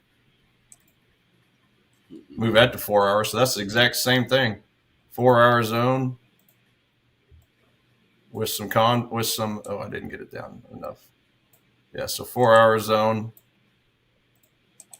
with the same 30-minute candle, right? Euro dollar, pound dollar, they're basically brother and brother, right? So you got another confluence right there. Now remember, I have the pound dollar as a bearish pair, -5 score, but you know, for technical, you know, specific, strictly technical traders, it's still a good zone if you're looking to catch an uptrend. Because it is. I mean, it has kind of curled around if you look at it. I'm just more interested personally in wait until it comes up to this area to sell it. But for technical traders, nothing wrong with buying it on the way up. Right? Right. I mean, that's about as clear as it gets right there. This is all nothing more than a correction right here. I'd be not interested in buying into this area at all, personally. So yeah, if you want a good discount, that's where you just want to buy a little lower. Dollar Jap, yeah, just a bunch of junk. We had this uptrend. Is this a correction move? Probably, because we have a low, we have a high, we have a higher low, we have actually that high point right there didn't even reach that one. So it just kind of went into a little bit of a cone, I guess you will, if you will. But we did have a higher low there, and then of course we broke and had the higher high. So yeah, still confirmed uptrend, although it's kind of sluggish and sideways overall. But is this down move more of a corrective move, or is it going to go all the way down? We'll find out. But as far as technical ideas go, yeah, it looks like it actually fell into a zone. Yeah. Nice. So that one did fall into a zone here. Again, it's neutral as far as what I'm watching, but kind of bounced off at first, but it's kind of retracing. It did go up about 1.5 to 1, but got another confluence down below, daily demand zone, 1 hour or 4 hour zone in the middle. So far the first three have had that confluence that I like to find, or that I like to look for. A little bit deeper. I mean, we're talking 100, 125 pips, to get there, but it's also trying to fight through this zone here. So yeah, that's that. Aussie dollar, that's another one of my bearish. So it's bearish, but it's only a -3 now. So for my fundamental ways, it's neutral. But yeah, just up. It's been going up. Looks like, did we make a new high on that yet? No, double top at the moment. No, not quite. So it hasn't quite reached the top.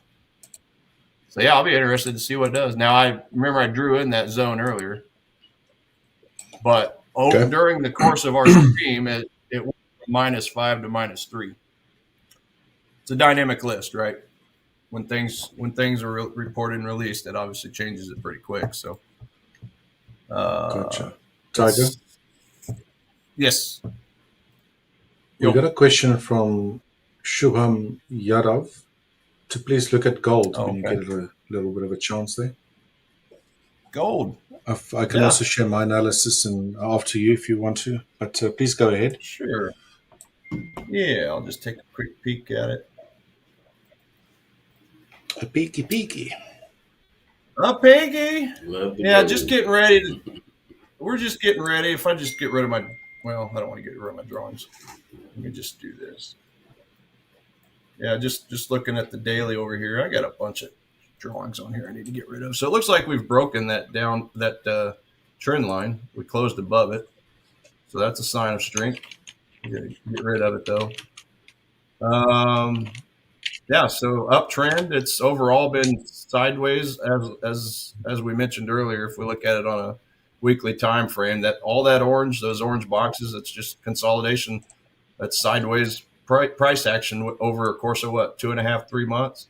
So I personally am just waiting to see price break the top side. If I go back to my daily, I'm waiting for price to break these supply zones up here and close above, like that green line shows.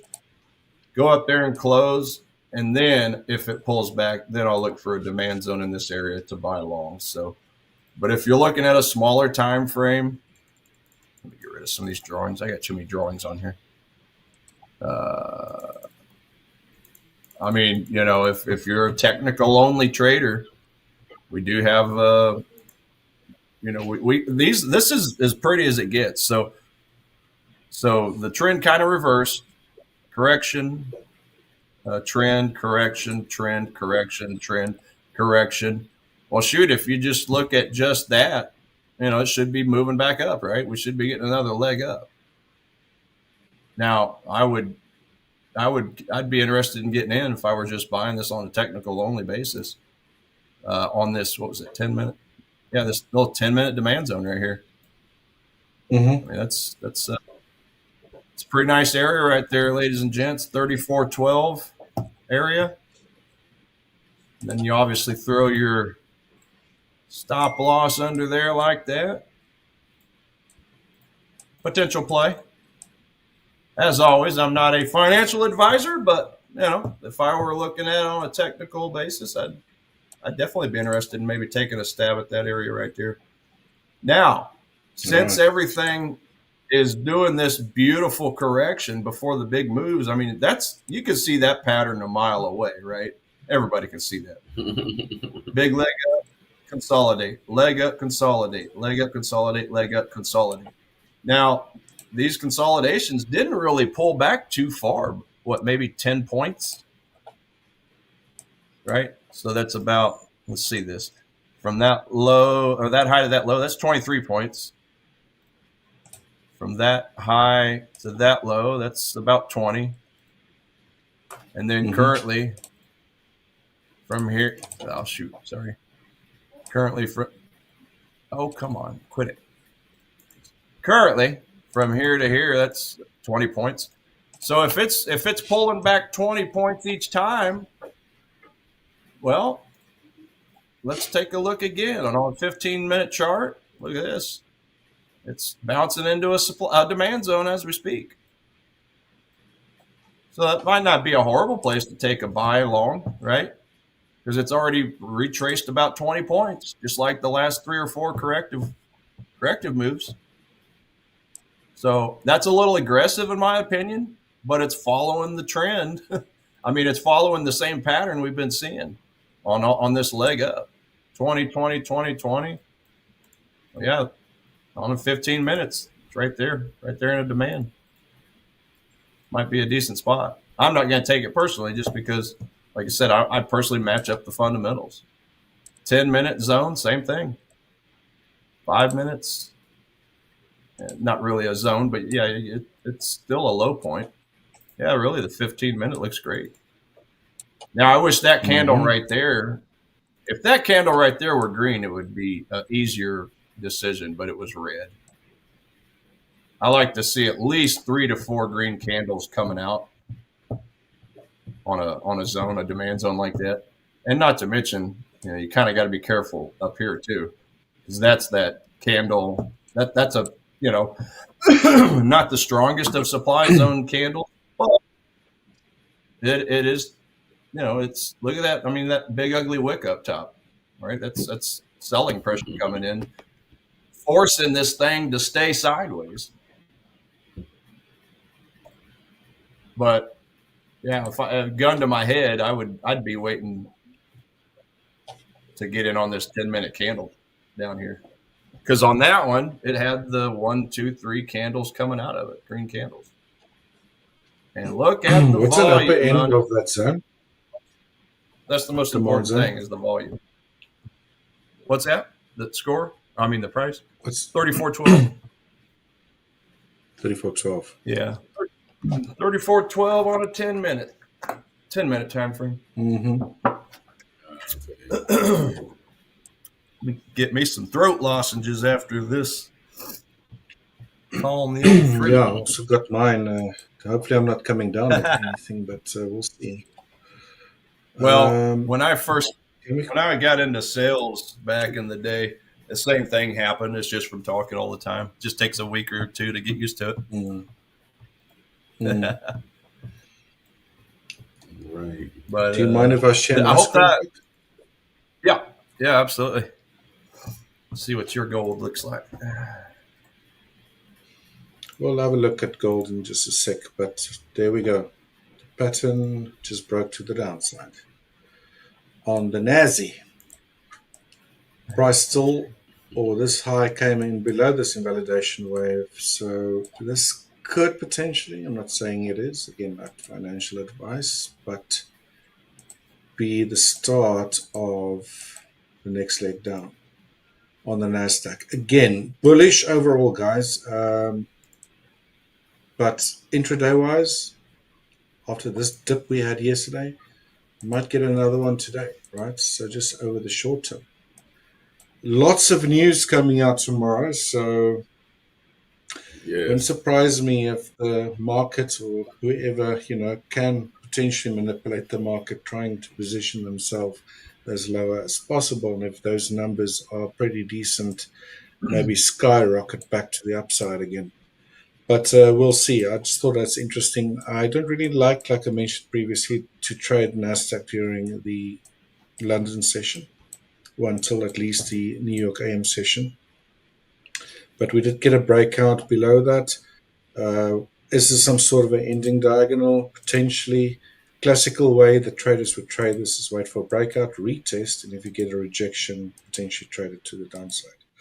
Alternatively, if price makes it back into this area around about 23,149, continue upwards, then I'm seeing things that's not really there. But the shape did stand out to me this morning when I discussed that. So let's see what happens next. It's going to be pretty interesting, I think, when the New York session opens.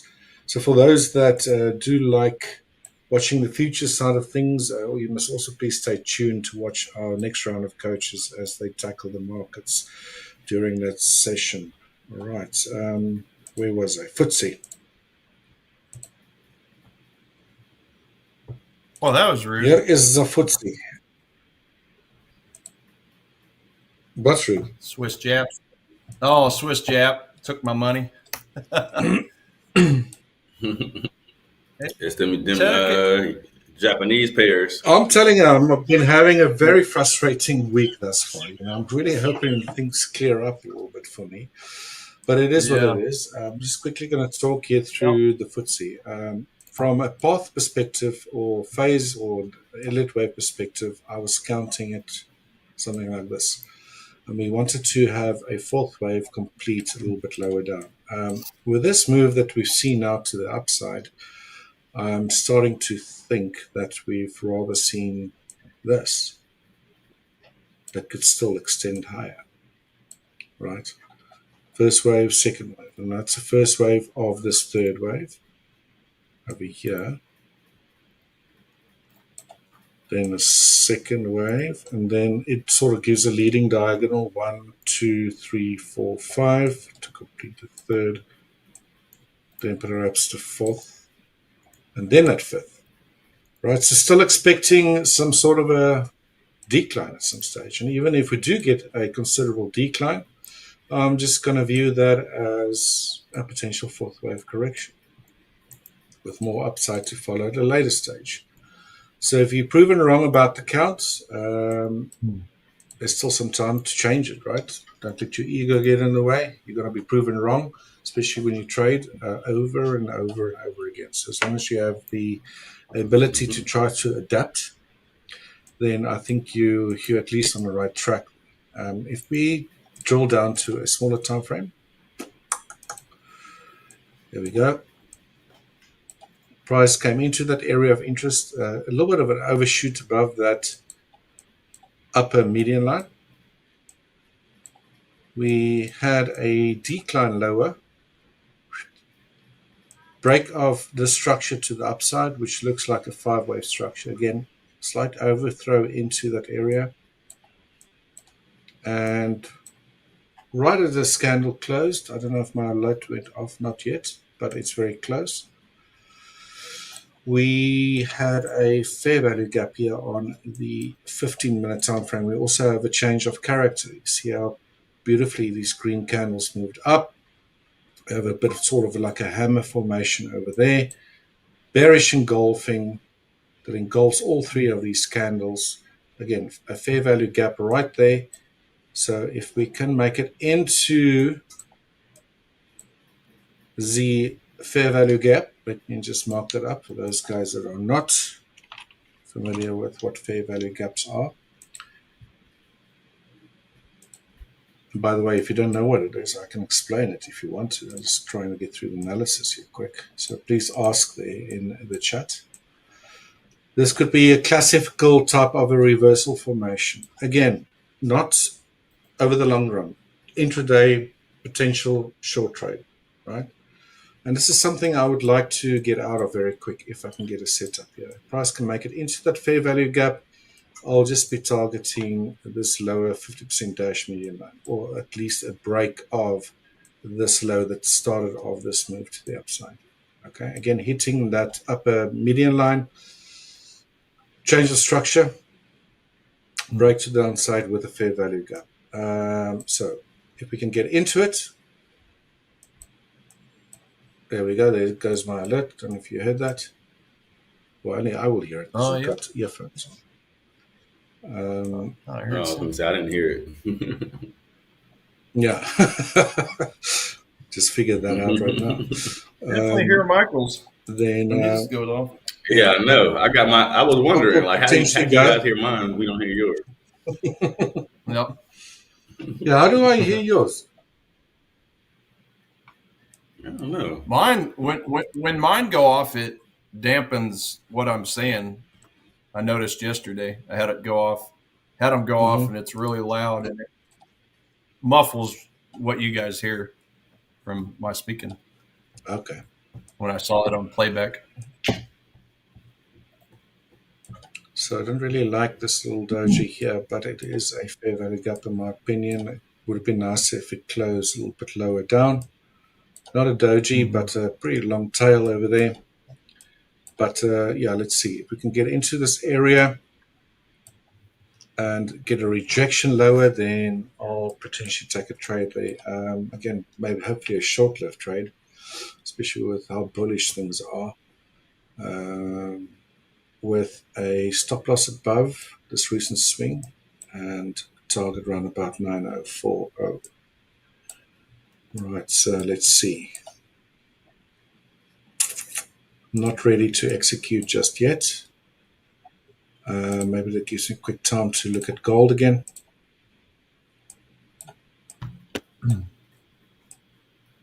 Remember this area here on my high time frame chart, even with a big long wick to the upsides where price hit that zone I was talking about for potentially the completion of the D wave of an potential ascending triangle. Strong decline lower, big fair value gap. I think that fair value gap was on the 5-minute time frame. There's one here on the 15-minute as well, but it's a bit too low down. We'll eat into my... I should color that red. It would eat into my potential risk reward too much. So again, I'm watching this attentively, very closely. If we can get a bounce up from here, similar to what I want to do with the FTSE, a slightly rejection, then I would like to trade gold to the downside. Again, bigger picture, I believe gold is still got some more upside over the long run.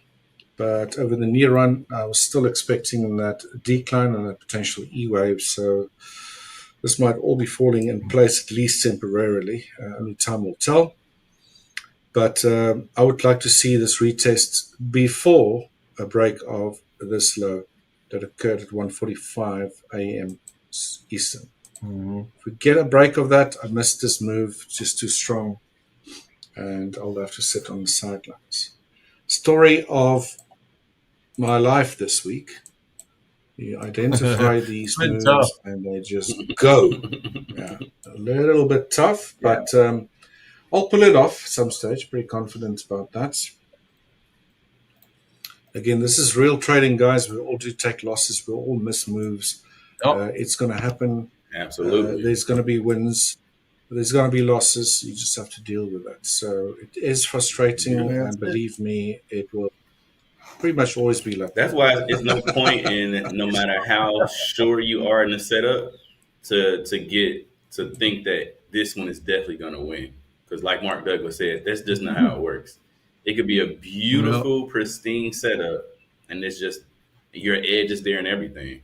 But this is just not the one that's going to work out for you, right? Like you'll win over time sticking to the same script and you're following your process. But to think that this exact trade is going to win, no. Even when I take trades, high probability setups on all my accounts, I still know that I could still possibly lose this trade, which sounds crazy, but you just have to accept that. Especially with the 100%. trade talks and the tariff talks and like all these miscellaneous things that are, one-offs. But it seems like there's been a lot of those types of one-off news events that just wick through everything. So that was me last week in AUDCHF. Yeah, I want to say the same right, time that Stacy, the winner from yesterday, got stopped out on the AUD CAD because of that Newsweek. Like, just stuff like that is unpredictable. There's no way that you can spot that. Right? And it's not even your trading. No, all the hindsight in the world wouldn't let you predict that move. Yeah, exactly. Just let them roll off the back of your shoulder. Like, okay, thanks, Loss. Yeah. I'll just win the next one. That's why we always recommend that book, Tiger, which is the Best Loser Wins. Best Loser Wins. Tom Hodard. Be good at that part, and then the rest of it just makes it a little bit simpler, right? Like, I completely forgot about this, guys. This morning. What's that? Right at the open for London Open at 3 a.m. Eastern, price wicked above these little clusters of highs, and we had this pretty long-range decline. And I was like, right, this typically happens. And it was actually the Asian price took them out, reversal, potential liquidity sweep, and declines. Got into a trade there. Didn't really work out, as you can see. Also took a little bit of a loss, a very small one. Got in, got out. It took a little while. This is on a 15-minute time frame. So what's it like? Yeah, slightly before our session, I think, got out of that one. So, but maybe this is the one now. Let's see.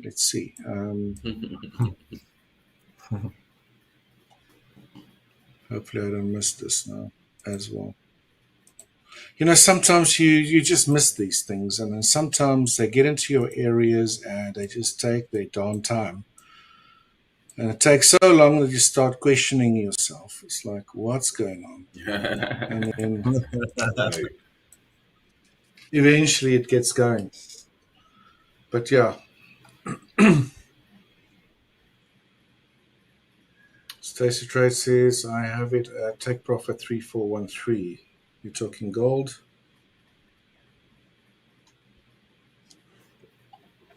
Sounds like. Two double bearish fair value gaps.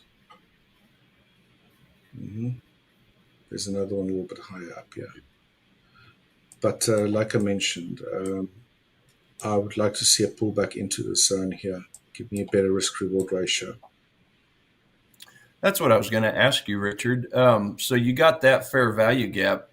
Why would you not look at the one right above that, like that started from the green candle wick? Or is there a reason? I'm not a nitpicker like you. Oh, okay. So are you just going for the closest one? No, I didn't know if there was anything that differentiated those two in your mind. Yeah, if this is going to be a fast-moving decline, right, you can be quite conservative and rather wait for this one, right? There's nothing wrong with that. But is it going to actually get into it? I don't know. As long as you control your risk and reward and know where you want to trade towards and where you want to place your stop. Obviously, this one might not even make that. Yeah. But at least I've got I think this one, back to this median line I've shown you on the other charts, it's a little bit over at 1 to 2 risk-reward ratio. So that's pretty decent for a day trade. Again, that's just my holding limit. I don't want to keep this overnight. This is not a swing trade. I want to be in this and out of this by the end of the day. Hopefully before the New York session starts as well, because a lot of volatility comes in, obviously it affects your because your US indices, but we can also see a lot of volatility during on other indices as well. Yep. Good stuff. But here holds, by the looks of it. Well, let's see if it comes back. See it came very close to these lows over here. So it might still go and test them. We've got at 61.8. I know I don't really use for retracements, but I know everyone else is looking at that, right? A lot of retail traders will be. So a bit more of a value sort of level to try to short gold here. Again, I know there's probably a lot of people in the chat saying, no, you shouldn't short gold. But then again, I'm a day trader. I could go up or down, don't really mind. My bigger view is still long gold over the bigger picture or the higher time frames, right? Yeah, because for every uptrend, you got to have a retracement down. So it's going to go down at some point. To be totally honest, I think yeah, gold actually, to me, like gold is a short now, and I'll show this in a moment, but it looked like this could go to 34.05 from shorts right now at 34.25 to 34.05. So we got about 20 points in there towards this 50 EMA. Yeah. Now, for me, that's more like the peak, trading at peak, so I wouldn't touch it really, but if you did, it's confirmed for that move to go down to 34.05.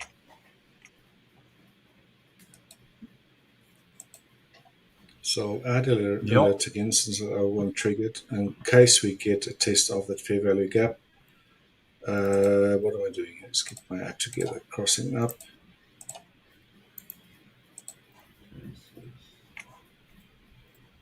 And now I just want gold to get into my area. I've got an alert set slightly below that fair value gap. Let's go back to gold.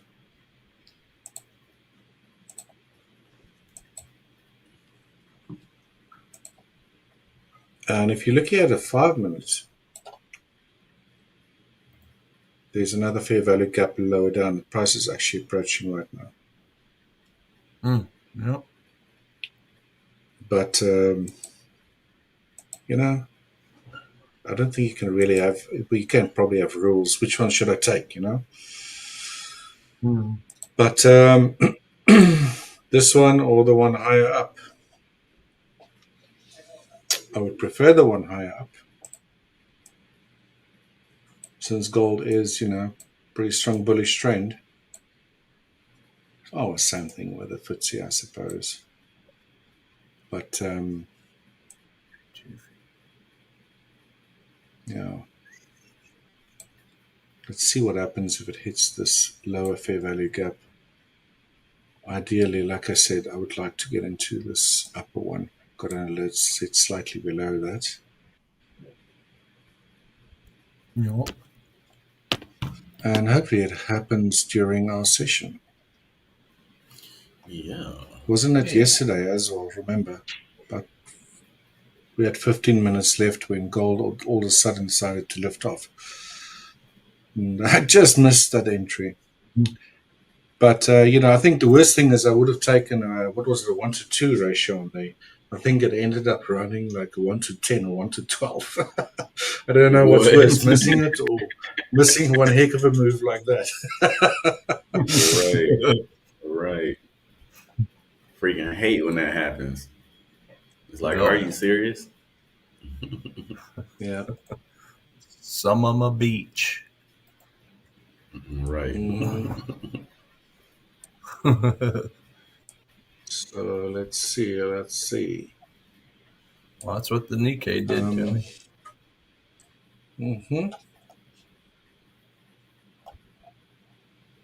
I think that was the Nikkei.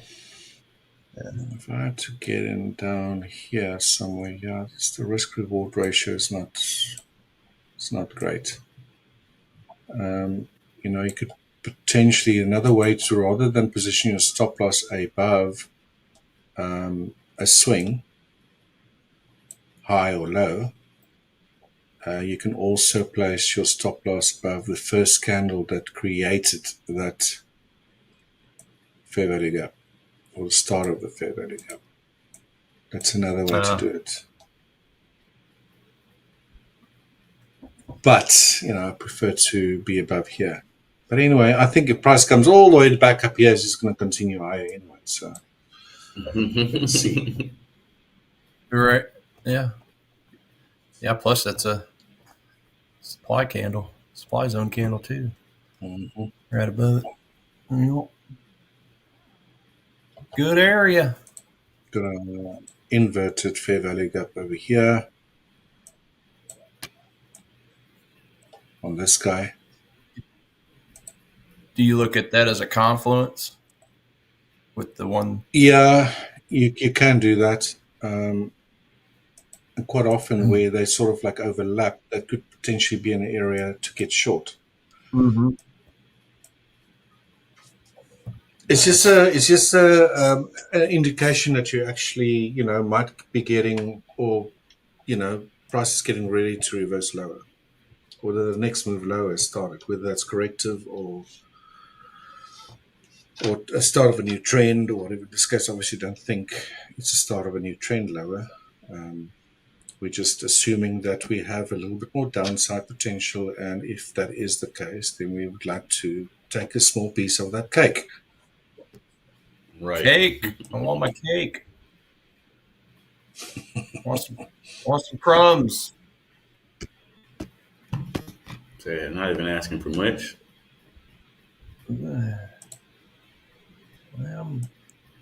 Yes, let's see. 6:33. Market's open in 2 hours. Yeah. Get a little bit more retracement on S&P, and I might take a stab at that one. Probably, maybe. Let's see here. Yeah, it might be a little narrow.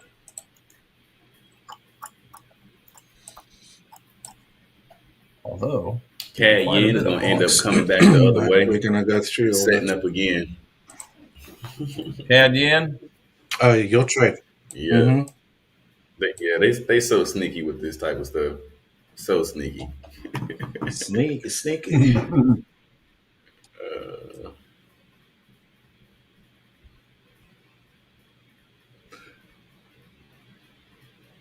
And again, guys, it might just power back up here, give no little retracements or no indications that it's rejecting from those areas, and then that'll be perfectly fine.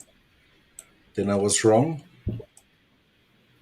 I accept that I can be wrong before I get into the trade.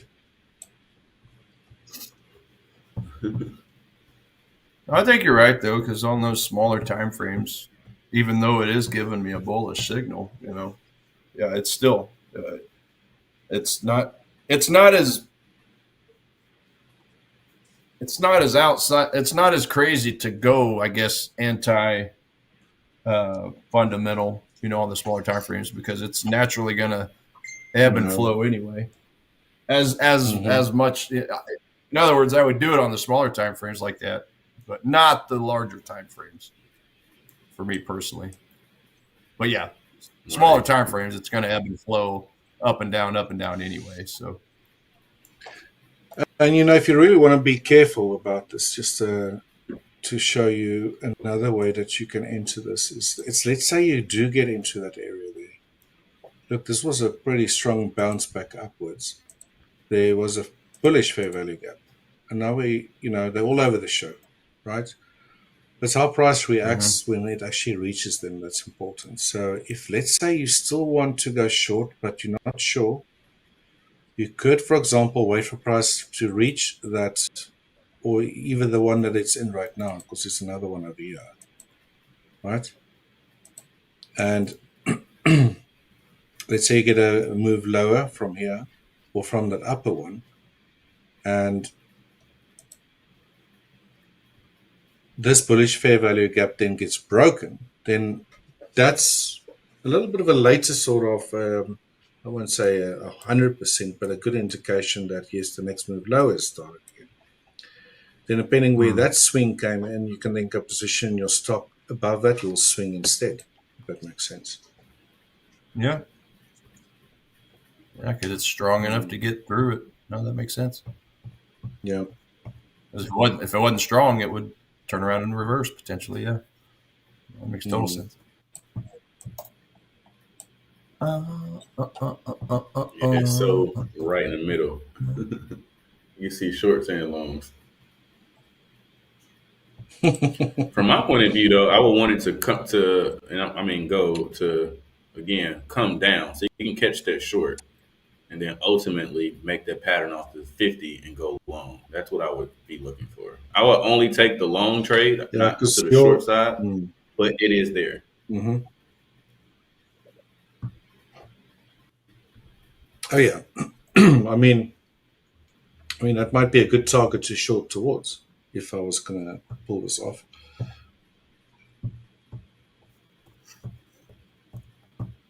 MUSD.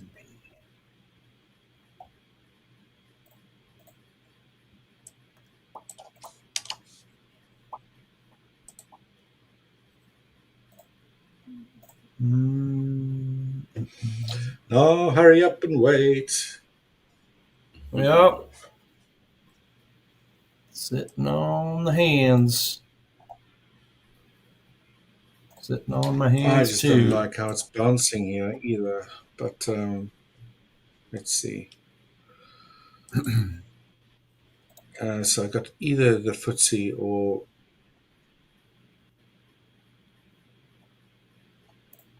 the gold XAU-USD potentially sitting up.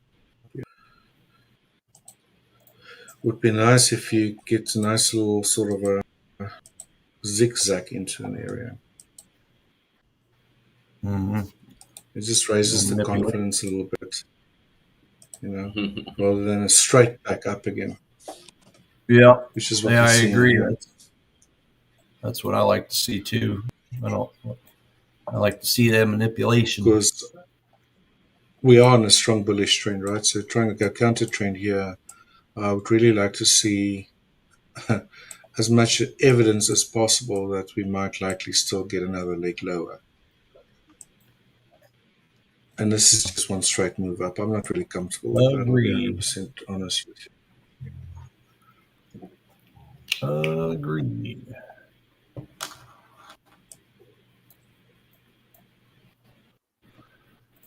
Boom, the bottom, bam, back up, boom, bam, boom, bam. Is it going to continue doing that? Who knows? Probably. Yep. Right. So look, it's just powering up. Yeah, I don't know. This is just too strong momentum. I wanted to see a zigzag type formation in there. You see how I'm talking myself out of this, just like you do, Tiger? Yep. Oh yeah. It's good to talk to ourselves. Whoever said it's a bad thing. Now, I've also heard it's bad to talk to yourself if you're answering yourself. Well, no, it's not. Not in trading, it ain't.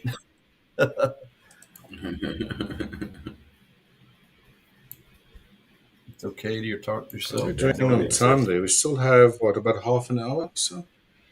Right? Yep. Yeah, so looks like it. Yeah. Yeah, I just took out the lower bearish fair value gap. That's true Stacy trades. That's why I don't really like this strong power up here. Again, I wanted to see some exact formation into there that resembles at least, what a slow movement, right? And just looking at the previous price action, as I mentioned before, just look at this. Down, up, very volatile. Mm-hmm. It's not reached that upper fair value gap. But I'm going to stay out of this, I can tell you that much. It can do what it wants to now. Telling it where to go. Yeah. I used to in the past just place like limit orders at those fair value gaps, and sometimes you get really great entries, right? You get right in that tick where you get that reversal, but same as you guys. I want to see a bit more extra. Watch what price is doing. Is it slowing down? Is it slowly grinding into that area? Does it show some sort of rejection or signs of it? And then, it might be losing steam as it gets into that area that you're interested in trading, and then take a trade or wait for a reaction lower, whatever the case might be. Right. So the next one I'm looking at here is the UK 100, or the FTSE, otherwise known as the FTSE. Let's say.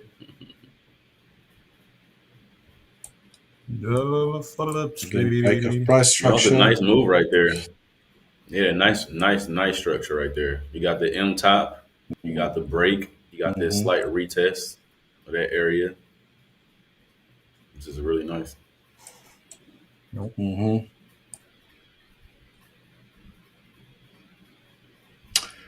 Damn it. I'll nail it one day. One day. It's been very frustrating, that's for sure. Yeah, this week's no fun. Last week was fun. Right. Oh, yeah, no, there was lots of action. Yeah. Had a nice week last week. This week it's like, I traded every single day last week. Yeah. Yeah, not this week. Thus far, yeah. Yeah. Definitely a challenging week, to say the least.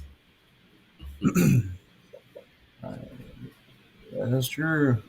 Very but good. we like Right, challenges. I'll continuously monitor this. Yeah. There's no setup for me here as yet. So, do you guys have anything else to show there? Not at the moment. Yeah, I can probably take over here and finish up. All right. I can take us on home. Take us home. Take us home. Yeah, we guys, to all of you, still got about half an hour left, and then we're gonna finish off our session, and then we'll have the pre-market pulse coming up after us. That's 15 minutes after we end our session, so it's pre-market prep. I think it's normally James. And who else? I think it's Paul. And I think Paul. Yeah, yesterday was James and Paul. James, and then we have the whole futures crew at the New York Open to kick off the futures side of things.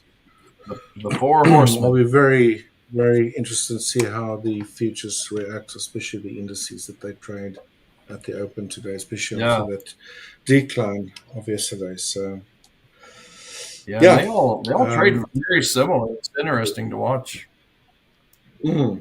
Slight differences on things they do, but they're very good and very, very similar traders. Yeah, pretty fun. Yeah. Right, sorry, Michael. Nice. Take it away. Yeah. Oh no, you're totally fine. We are just kind of getting back into it. This is actually starting to look a little interesting. Maybe not today. Actually, yeah, maybe in New York session. So as I always mention, the peak, right? Michael? No, go right ahead, Rich. I took to my throat first. Might have to get some cough syrup soon. Just got a word from management that guys, stay in the chat if you want to win a 25K Forex Challenge account. That will be given away in the next session. All right. So pre-market pulse, I believe that will be the time when we give away a 25K Forex Challenge account. So do stick around for that if you can. We'll be giving away some more freebies. We'll be giving away a lot of freebies. Get an account. This will continue until the end of this month. So exciting stuff. We've never done this Right. before, so this is all with our launch of Hola Prime TV. So a great opportunity if you want to get your foot in the door or ever wanted to try a prop trading challenge, then this is your opportunity to do so. And all for Mahala, which we call in South Africa is for free. Mahala. Okay. So stay tuned for that. And now, Michael, you can take it. Right. Sorry. What's the word? What's the word for free? Say it again. Mahala. Gratis. Mahala. Oh, mahala. That sounds like mahala for Hawaiian way of saying hello.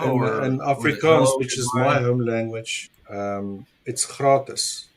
So it's close to gratis, which means for free. But something that's for mahala, it's one of our indigenous languages here, is for free as well. We got 11 official languages in South Africa, by the way. If you don't know that. 11? Yeah. Oh, that's crazy. Wow. Luckily, you don't have to talk or speak or, sorry. Okay, that's me blabbing. Done sweet. blabbing. All right. Well, cool. This that is actually looking a little interesting for the shorts, to be totally honest. It's a little shallow, which I don't like about it, but the structure is pretty much there. And I don't like trading these baby candles. It's actually one of my rules is to not trade the small candles. There's not enough volume there. So the structure's there though, looking pretty nice. But anyway, I was going over this structure of where am I in the cycle. If I'm in peak high or peak low, it's a pass. So this did actually come out of peak high. You can tell because of 1350 cross here. All right, so we'll see what this looks like a little bit later, maybe in New York session. But for now, that is nothing for me. I was going over US 30, how there was no reload here. So although this did go, this will be nothing for me either. And then getting into SPX. Yeah, this is nothing either. This is just peak high. I want to stay away from that. Gold. So this is what I was mentioning when I was saying, technically I want to see gold go long, but on the short side, it will look something like this. Right? We have our 5,200 cross here. So you know we're in level 2. Caught this move last week, but only a piece of it. Right? We had this head and turn. Right? That went up. Now the next move is the bounce off the 50. So this could run up. Right? Give us that pattern off the 50 EMA, which again is the blue one, and then run up. So for me to say that you can kind of see this peak here, really, which is again, I don't deal with the peak, but this would be the move. That's why I said shorts to 34.05 wouldn't be a bad idea. Right? Kind of expecting it to do something like this and then go back up to the upside. Right, so you could trade this both ways. Obviously, this is a counter trend trade. If you trade the short, the M back to the 50, that's the counter trend. So not really into that, but it is there, right? I could totally justify why someone would take this trade short. On the short term, this is a nice 20, 25 pips. At this point, 25 pips. So not a bad idea at all. Silver, as you can see, is in peak high as well. Immediately, I'm not interested in this. Super, super high. Crude. So this is interesting. I wanted to point this out. So let's get to crude oil and then let's go to AUD CAD, right? So if I go to AUD CAD, which is what I took yesterday, made a small profit and gave it back today. When I say this is the next move in the cycle, right? So after you get this 5,200 cross, in this case, we had the half bat off the 200. That went down a little bit. It came back, pulled back to the 50, and my next predicted move was short, right? But it went the other way. Now, if you take a mental screenshot of this picture and then you look at crude oil, it's nearly the same thing, except this one actually worked out, right? Mm-hmm. You got the 5200 cross. We have this funny looking pattern on the 200. It does not break this low here, right? But pulls back to the 50 EMA the very first time, and then it drops. So this is the same move I was actually looking for, but on AUD CAD, which is, for me, it's the money trade after the 200, the 50, 200 cross pattern off the 200. Right, so yeah, same exact move. What I didn't like too much about this, actually, I don't watch crude oil that much, to be totally honest, so I didn't see this anyway. But if you look closely, remember I always say I want bodies off the EMAs, not just wicks. Like this gave you 1, 2, 3 wicks, 4 wicks, but no actual body, right? So I wouldn't have wanted to take this if it didn't. And I would prefer actually like a close above the 50 and then, come back down. Like that will give me a lot of confirmation, not just bodies touching it, but I actually have a close above this price. Right. But in theory, this is the exact move I was trying to take on AUD CAD. Yep. And if you'd have taken that same one, exact move, it would have went the opposite way. Exactly. And CAD yen would have actually went the correct way. That's what would have happened. Right. Yeah. That's how it goes, though.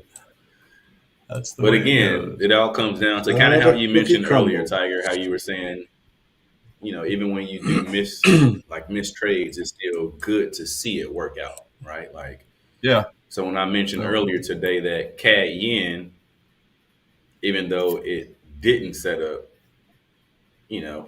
that's not too rare. I mean, that's kind of rare. Like it'll happen, but it'll happen more times than not. What happens more times than not is this right here. 5200 cross, pattern off the 200, the run, the pullback to the 50, and the continuation. That's typically what happens. So that's why when I take either this M or W, or in this case half a bat off the 200, or when I take this move, when I know this is the next move in the cycle. Why? Because it didn't break this low here. Like this area did not break this. Theoretically, it should have went past it to let you know that you're in the next level. It stayed in the same exact level, pulled back to the 50, and now it's going. Right. So typically, that's what I look for, and that's what I mention when I point this out. Level 1 and level 2. That's it. Level 1 and level 2 for me. These happen very, very, very often. Obviously, sometimes it won't, kind of like CAD yen today, but that's kind of just the way it goes. And I actually have this alert set up because this could still easily turn back around and go, right? So let me just do it like this. So again, we have this 5200 cross down here.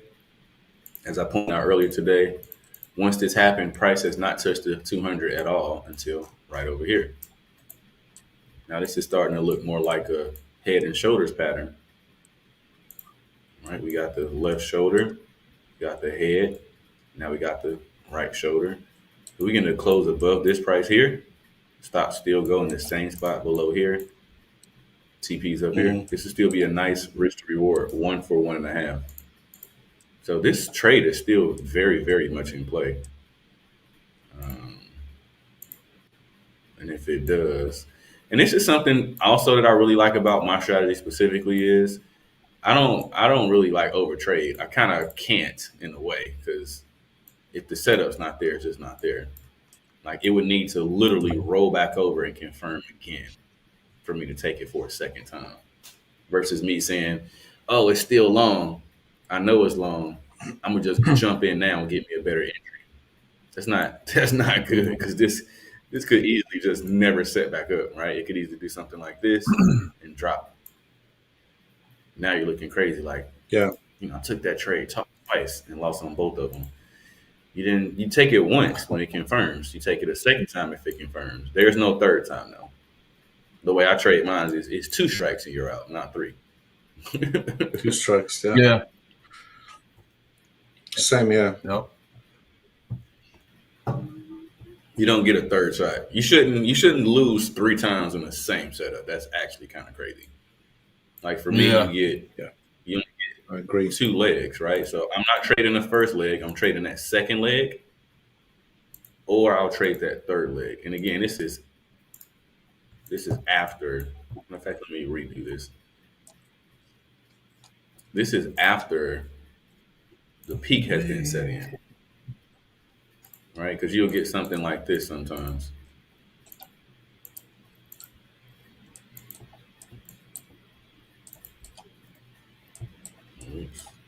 You get something like this, right? This is still within reason. Why? Because this is still the break and retest of this exact area. It just looks a little bit different. Mm-hmm. Like I always say, they can't give it to you too clean because everybody will see it. So they gotta they gotta throw a little, mystery in there. I call it quasi. Like, is that it? Yeah, technically it is it. Like, it's still the same exact pattern, right? 1350 crossed in here somewhere. You got the break, you got the retest.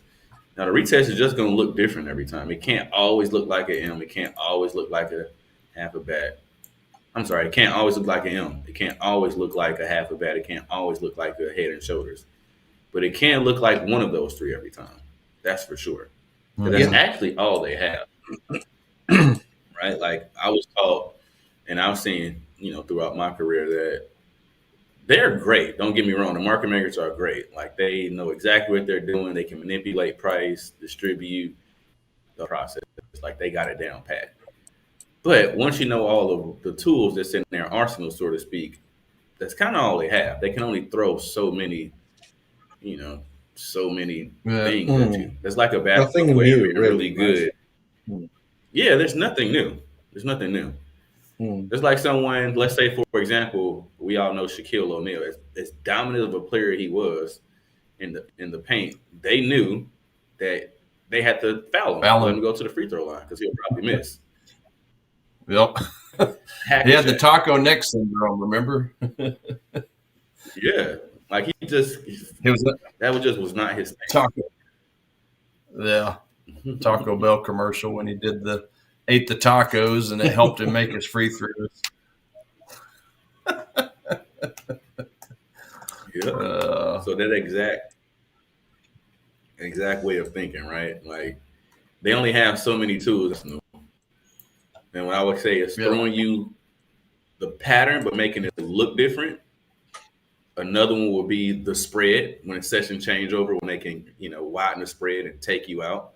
Yep. And the gaps. They're good at that one. Right. Yeah. The gaps. And then you can't forget about the infamous this hitting the stops, the liquidity grabs, liquidity sweeps, whatever you want to call it, right? It's only a few moves. They only got 4 or 5, maybe 6 moves.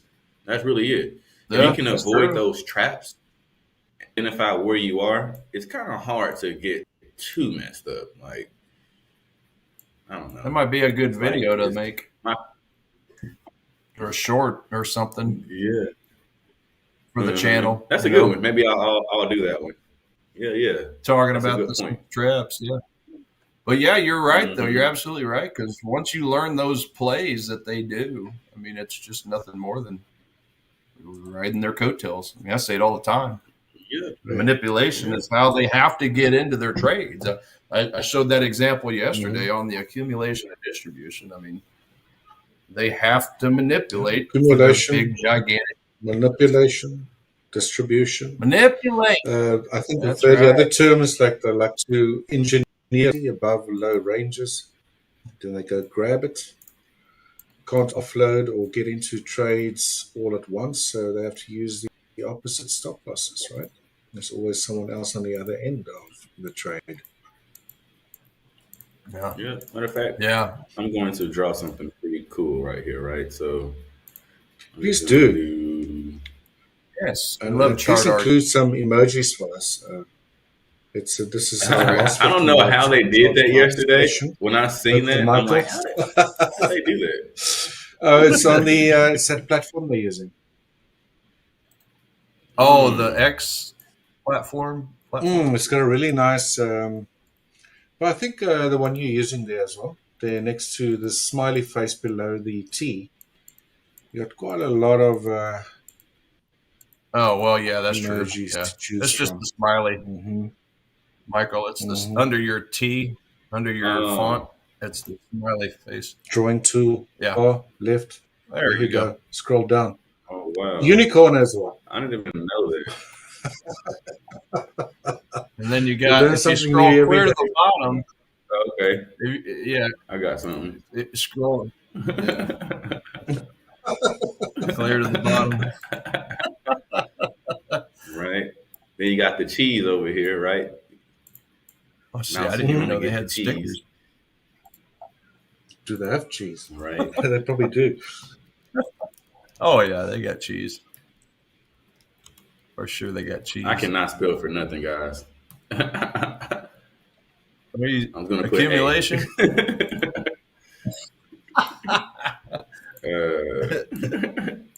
Let's see. Yeah, so we got this, right? And then we got the, let's say we're going long. We want to go long here, right? So then you get this piece here.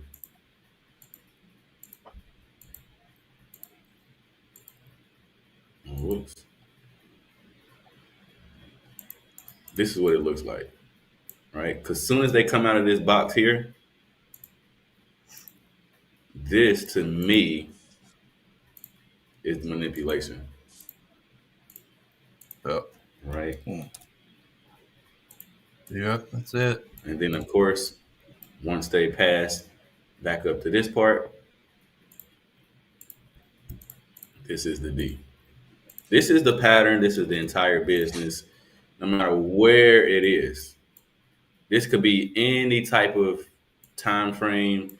This could be any pair, asset, whatever it is. This is the whole business right here.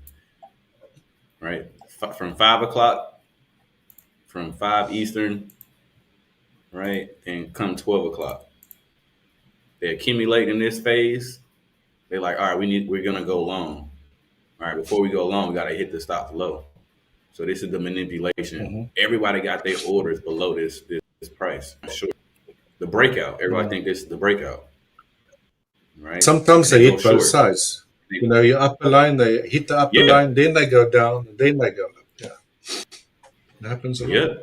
So, and I'll be honest, in that case, I wouldn't touch it. I don't like it when they do that because they've already grabbed the liquidity on the top side. I don't want them to do that. I want them to, if they're going to go long, I want them to only grab the liquidity at the bottom first and then run price long. If they hit stops high and then hit stops low and then go back high, I'm not interested in that move. There's too much going on there. They actually trapped traders on both sides already.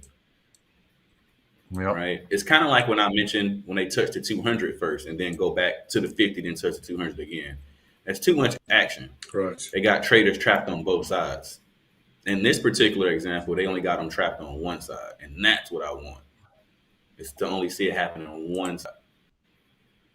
So when they come out the box here, and everybody's trading, trying to got pending orders low, they're manipulating price on the low side, getting everybody to think that it's going short, going long, going short, going long, and then they finally go up to that certain point. That's when you get that parabolic move, that distribution phase right here. Random. And they tagged on so many traders throughout all of this that it's ridiculous. Ridiculous. Like, it's just so much. They trapped everybody in like force fatal moves. They pissed everybody off who got it right. Imagine going long and you got stopped out before it went long. You know how frustrating that is. No. Right? And then the You're people right who about went the short, Yep. The people who went short Just and not they're the like, timing. they didn't get out once it came back to break even. Right. And then it finally got to break even. Like, no, this is good. I'm gonna just keep my short. I'm gonna keep my short position. Boom.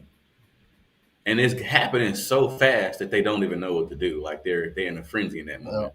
If they don't have a plan, you know, to get out or like the exit strategy when they're wrong, they literally just get taken out because they just probably moving their stops. Like, no, it won't go above here. It won't go above here. It's definitely not going to go again above that Asia high. Next thing you know, it's above the Asia high. They're smashed. Counts blown, depending on how heavy they went. But this is the entire thing right here. And again, this occurs in all different levels. This can occur in level 3, can occur in level 1 or level 2. So me, I like to see this exact thing happen in level 1 or level 2. And of course, this could be inverted. It could be the other way around. Right? The exact same It's all thing, that just mouse. the other way around. It's all that mouse's fault.